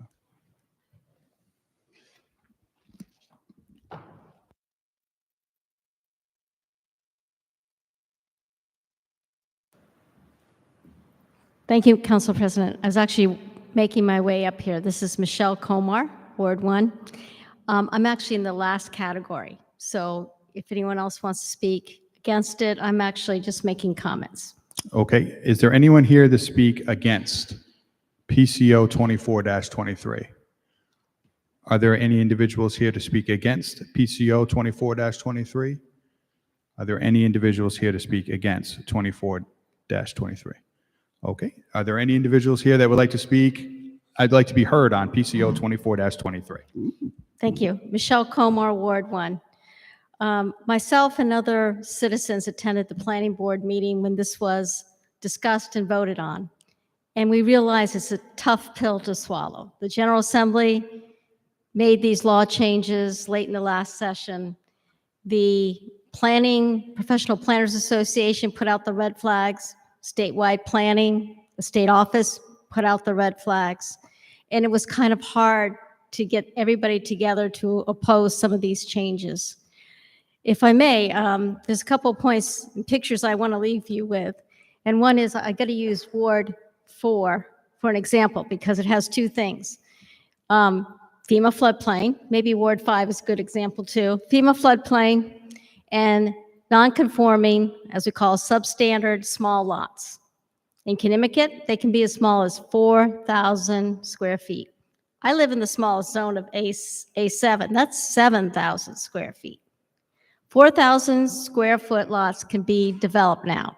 And I'm going to speak in non-technical terms, Director, please correct me, but because they're zoned A40, which is 40,000 square feet of lot required, they're just going to proportionally shrink down the setbacks. So you can have a building on 4,000 square feet. What happens in Connecticut, you have sewers. And sewers now, whether they provided stubs in all these areas of substandard lots, I'm not sure.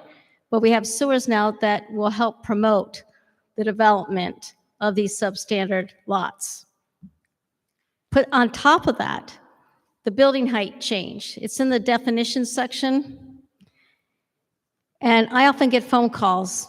People are asking, what's going on? These buildings are so tall. I thought it was 35 feet maximum for the height of a building, residential building. So the General Assembly changed the zoning definition, I believe, for building height a couple of years ago. We now see it in our zoning ordinance.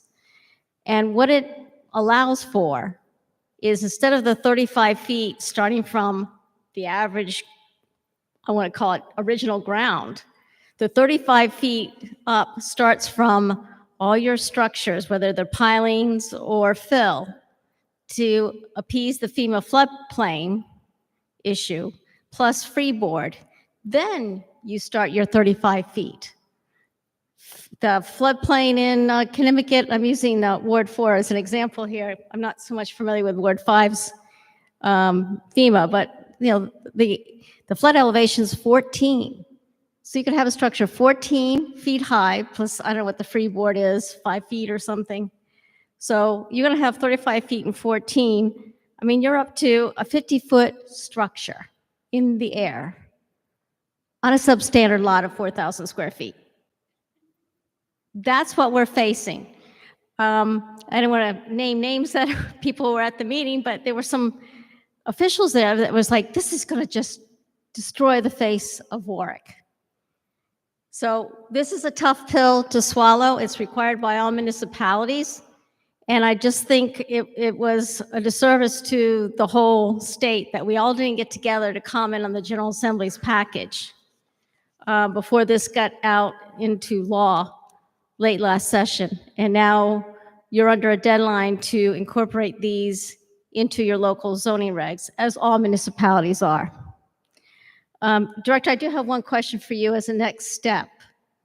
There's one other disturbing thing to me too. It's section 906.4, and this deals with appeals. So I just want to bring to your attention that abutters can't appeal a planning board decision, like we've seen in the newspaper for many developments, master plan or preliminary approval, whatever. They can no longer appeal those to the zoning board. They have to spend money to go to Superior Court directly. So that makes it harder for the little abutters and neighbors to start the appeal process with inside the city of Warwick and go to the zoning board as we do today. So somebody appealing a planning board decision will have to go to Superior Court and hire an attorney and do all those filings. And I think that's a disservice to the little abutters that want to exercise their right to appeal a approval decision. So those are the changes that really bother me. Now, Director, my question is the next step for you, and correct me if I said anything wrong in my rattling here, but my question is about the planning board's subdivision land development regs. They are to be also tackled by General Assembly changes Do we have to make amendments to that as well? And that's a planning board exercise, right? Correct, and I'm probably 70% through those documents. They're going to come a bit later than this, maybe a month or two, which isn't, of the two documents, the more important and pressing ones is certainly zoning, agree. so that's why I tackled subdivision second. I agree with you there. And I bring it up because maybe we can make up some slack or make the pill a little easier to swallow by tightening up our subdivision land development regulations. I think we had more leadway to do that in light of now these changes to our zoning ordinance. So I look forward to seeing your revisions of the planning board discussion on that. I understand what you mean by that, and there is, I think, opportunity to do that as to how we lay out site plan review, land development review, and unified development review. Yeah, you're right. Okay. All right, we look forward to that. So thank you. Like I said, we're kind of forced into this. I just had wished that the Rhode Island community had all gotten together. But this bill was passed in the last hours of the session. And we just didn't have a chance to get really organized. But the professional organizations, state organizations, were not in favor of this. Thank you for your time. Thank you. Is there anyone else who would like to be heard on PCO 24-23? Yes, my name is Jane Austin, 26 Narragansett Bay Avenue. I just would like to express concerns that I do fear that this kind of generalized loosening of a lot of local zoning requirements from on high is going to afflict the city with a lot of unanticipated and perhaps unintended consequences. If you look at the language for non-conforming lots, you'd be forgiven for thinking there might not be such a thing as an unbuildable lot now in the city of Warwick. And I think when we look at what the implications of some of that is going to be is some of the de facto natural areas that have just been part of the landscape, some of the buffers, some of the urban canopy are going to be negatively affected. This was justified as a housing package, but there's really nothing in here that would designate this as affecting affordable housing specifically. So I think we may find that we have a lot of pressure in the wrong places. So I would hope that the city and express this at the planning board would really think hard about developing kind of the tools and justifications that would be necessary to sustain kind of the character and the standards that the cities and just some of the commonsensical requirements that the city has maintained for a long time. One example of this would be thinking about ways to discourage building in high hazard zones, in our coastal zones. It's one thing for an individual to decide that they want to build in a particular area with access to sewers, but if we take a look at what the long-term implications are going to be in terms of infrastructure in an area that's going to be subject to flooding, I think it would behoove the city to look at some of those long-term costs and see what the obligations that are being imposed upon the city in terms of long-term maintenance in the face of climate change or potential hazards are, and really look strategically at if there are ways that we can actually discourage building in these areas. The future land use map is also going to play an important role going farther. We have limited forested areas. We've made some big steps today in terms of protecting land, but given the structure of these new regulations, it would behoove us to continue looking at ways to protect areas that are going to be under renewed pressure. Thank you. Thank you. The next person who would like to be heard on PCO 24-23. Jim Italiani, circumventing a board enforcing a citizen like myself, a senior citizen, to have to go to some sort of trial process to get a variant on my land. It just seems so grossly unfair. I hope you guys can fix that. And if it takes a legislature fix, let's please do that. Another question to you, Mr. Ricks, in your wisdom, and I appreciate listening to it, and I really do. Thank you. I've heard we have a housing crisis, but yet, as I look, it looks like the population is decreasing in grain in Warwick specifically, so I don't really understand why we have a housing crisis. Could somebody enlighten me on that? And please, let's not forget about keeping that appeals process and not having to litigate any changes in our building codes. Thank you. I'll wait for your answer. Thank you. Thank you. We're just going to stick to what's before us at this time. We can talk about our thoughts on the housing crisis at another time. Are there any other individuals who would like to be heard on PCO 24-23? Are there any other individuals like to be heard on PCO 24-23? Are there any other people that would like to be heard on PCO 24-23? Okay, hearing none. Councilman Ricks would like to make a motion to close the... Move to close the public hearing. Second by Councilman Foley. All those in favor say aye. Aye. Okay, I'm going to go to Councilman Lattiser. I believe he has an amendment that he would like to make. Thank you, Mr. President. I'll defer to the council solicitor to word that amendment properly. Thank you. Councilman Lattiser has an amendment in two parts. It is to effectively undo the changes, and these are on the bottom of page 17, which would reinstate the language on lines 37 through 43, which are currently slated to being deleted. This effectively would maintain the current subsection 311.4 as it currently reads.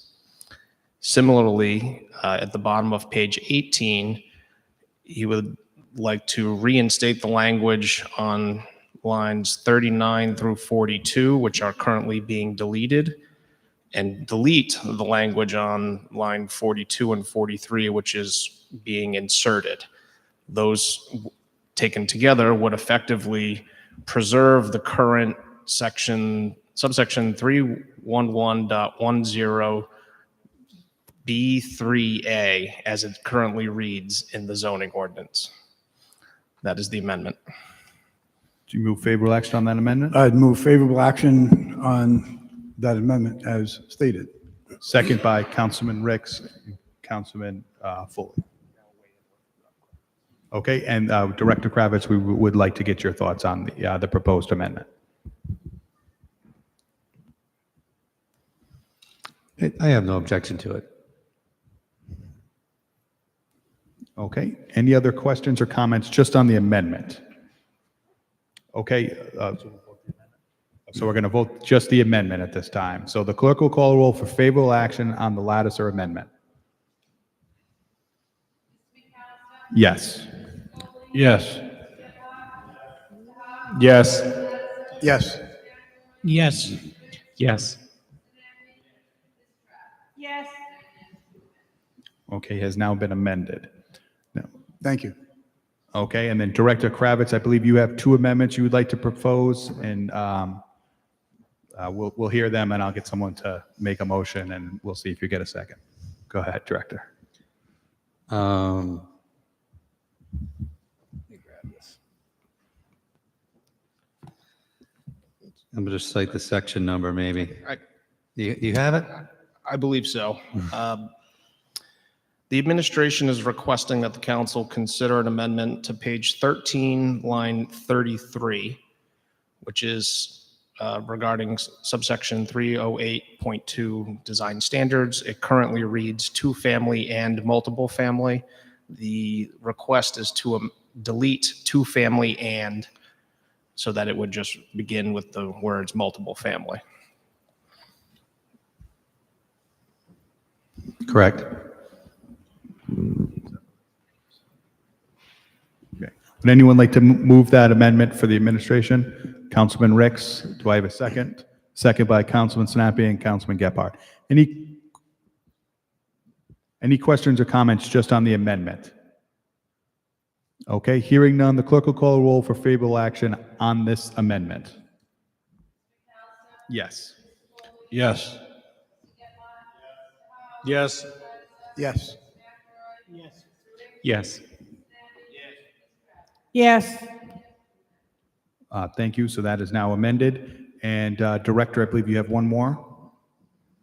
Yeah, the last one would be Section 600, particularly Section 601, accessory building and uses, subsection 601.1C, to read, do not exceed 20 feet in height for detached buildings, comma, excepting accessory dwelling units, which shall not exceed 24 feet. Solicitor? So this would be in the draft in front of you on page 32. It would be making a current section of the zoning ordinance that, for brevity's sake, that was not being changed to be amended by one. We would make that section appear in its full, which as it currently reads in the zoning ordinance, and to add to the end of subsection 601.1C, a comma and the words accepting ADUs which shall not exceed 24 feet. Would anyone like to make that amendment on behalf of the administration? Thank you, Councilman Ricks. Do we have a second? Second by Councilman Foley. Any questions or comments on that amendment? Councilman Lattiser. Yeah, thank you, Mr. President. Director, I just want to confirm our conversation just a little earlier with the height of 24 feet. That would be pertaining only to an attached structure on an existing home. In other words, you couldn't put up a garage that was 24 feet. Right. Detached. Right. Thank you. Any other questions or comments on the amendment? Okay, it's been moved in second, so the clerk will call a roll for favorable action on this amendment. Yes. Yes. Yes. Yes. Yes. Yes. Yes. Okay, the amendment passed. Are there any council members that'd like to make any additional amendments at this time? Councilman Ricks. Thank you. My amendment has two components. The first is section 308.3, rather table 308.3 at page 15, basically to revert the proposed changes to the existing standards on maximum density. And then the other component is to delete the table for special use development standards for two-family. That's at page 42, following line 38, and it continues on to page 43. We're going to do them two separate ones, Okay. Council. So the first one, if you could say that one more time, the page and the thing will get a second. Page 15, table 308.3, and this would be to revert from what is proposed to keep the current as to the maximum density. Okay, do we have a second on that proposed amendment for discussion? I'll second for Second by discussion. Councilman Lattiser. Director Kravitz, do you have any thoughts on the proposed amendment? No, that's fine. No objections? No. Okay. Any questions or comments from members of the council on the amendment? Okay. It's been moved in second, so hearing none, the clerk will call a roll for favorable action on the Ricks amendment. Yes. Yes. Yes. Yes. Yes. Yes. Yes. Thank you. The amendment passes. Councilman Ricks, I believe you have another amendment you'd like to propose? Thank you. This is at the bottom of page 42, going on to page 43, beginning at line 38. This one would be to delete the special use development standard for two-family table, and the intended effect is that the standard would really just be the same as otherwise in the zoning ordinance, that a two-family house being built would have to follow the exact same standards as a single-family house, not more, not less. Okay, that's a proposed amendment. Do we have a second for discussion? Second by Councilman Lattiser. Director Kravitz, do you have any thoughts or comments on the proposed amendment? Our thinking there was we should have slightly larger lot sizes because you're increasing the density from single family to two family. And I just wanted to be clear that the intention, Councilman Ricks, is still to, and you're okay with this, to have duplexes still pursue a special use permit and have to go through the zoning board, right? Right. Okay. Yeah, I would not object to that at this time. In the standards by which the zoning board will render their opinion, because it's a special use permit, they'll rely on the typical standards that they have to make, right? Right, they would Okay. rely on the standards applicable to a single-family house. That's fine. So no objections from the administration? Nope. Okay. Any questions or comments on the Ricks amendment? Okay, it has been moved favorable, and it's been second, so the clerk will call roll for favorable action on the Ricks amendment. Yes. Yes. Yes. Yes. Yes. Yes. Yes. Yes. Thank you, the amendment passes. Are there any other, hold on one second. Director Kravitz, taking the amendments in harmony here, does that necessitate an undoing of the amendment that was done on page 13 regarding design standards? When we struck the term two-family, you mean? I don't think so. Okay, thank you. Councilman Lattiser. Thank you. I just want to confirm that the Lattiser amendment encompasses 311.4 as well as 311.10 parenthesis B parenthesis 3 parenthesis small a. It encompasses both of those, right? Yes. Thank you. Any other questions or comments? Any other proposed amendments at this time? Any other questions or comments on PCO 24-23 that members of the council would like to make at this time? Any other questions or comments? Okay, Councilwoman Travis, do you have a motion?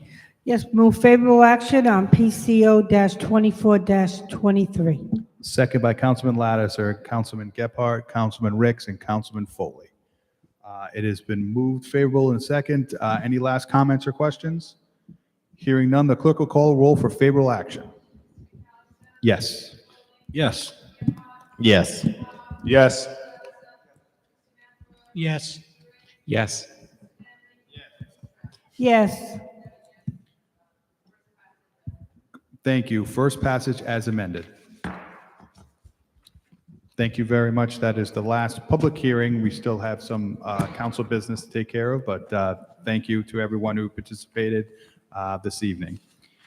We are now under unfinished business. First up on the agenda this evening is PCO 20-23. This is for second passage, committee report land use. Recommend favorable action, second passage. For action, Councilman McElroy. Favorable action, Mr. President. Second by Councilman Foley. Any questions or comments that were not asked earlier this evening in committee? Hearing none, the clerk will call a roll for favorable action. Yes. Yes. Yes. Yes. Yes. Yes. Yes. Yes. Thank you. Second passage. We're now moving to new business. First up is PCR 85-23, committee report, public properties. Recommend favorable action. For action, Councilman Gephardt. Move favorable action. Second by Councilwoman Travis and Councilman Foley. Any questions or comments that were not asked earlier this evening in committee? Hearing none, the clerk will call a roll for favorable action. Yes. Yes. Yes. Yes. Yes. Yes. Yes. Thank you. The motion passes. Next up, under new business is item number 2, PCR 121-23, committee report, finance. Committee recommends favorable action. For action, Councilwoman Travis. I move favorable action on PCR-121-23. Second by Councilman Lattiser and Councilman Foley. Any questions or comments on PCR 121-23 that were not asked earlier this evening in committee? The clerk will call a roll for favorable action. Yes. Yes. Yes. Yes. Yes. Yes. Yes. Thank you. Motion passes. We're now moving to unanimous consent. Ward 1, anything to docket under unanimous consent? No, thank you. Ward 2. Pass. Ward 3. Pass. Ward 4. Pass. Ward 5. Ward 6. Pass. Ward 7 passes. Ward 8. Ward 9. Councilwoman Travis. If there be no further business of this honorable body, I move to a docket session. All those in favor to move into docket session, say aye. Aye. Any opposed? Any abstentions? We are now in a docket session. Ward 1, anything to docket this evening? No, thank you. Ward 2. Pass. Ward 3. Pass. Ward 4. Pass. Ward 5. Yes, I have 3. 2 on behalf of Mayor Picozzi, their resolution, and the tentative title.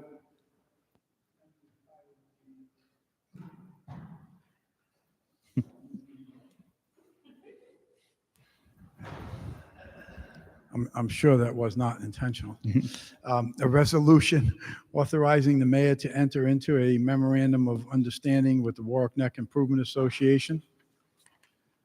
I probably should have did these in the reverse order, but nonetheless, the next one. Hold again, on, we got to assign it to a committee. Intergovernmental. Thank Next you. one, Councilman. The next one I'm docketing on behalf of Mayor Picozzi is a resolution in support of the City of Warwick's joint application to acquire the Warwick Neck Lighthouse from the federal government. Intergovernmental. And the next one is a resolution.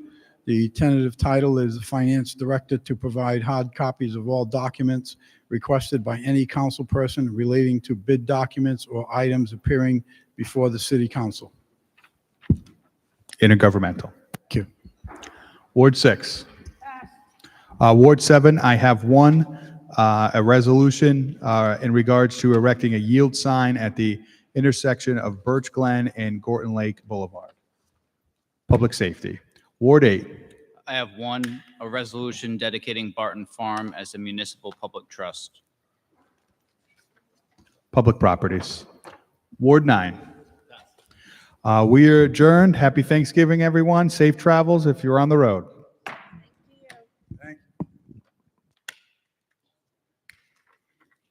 Now, what was this one? The one that was separate.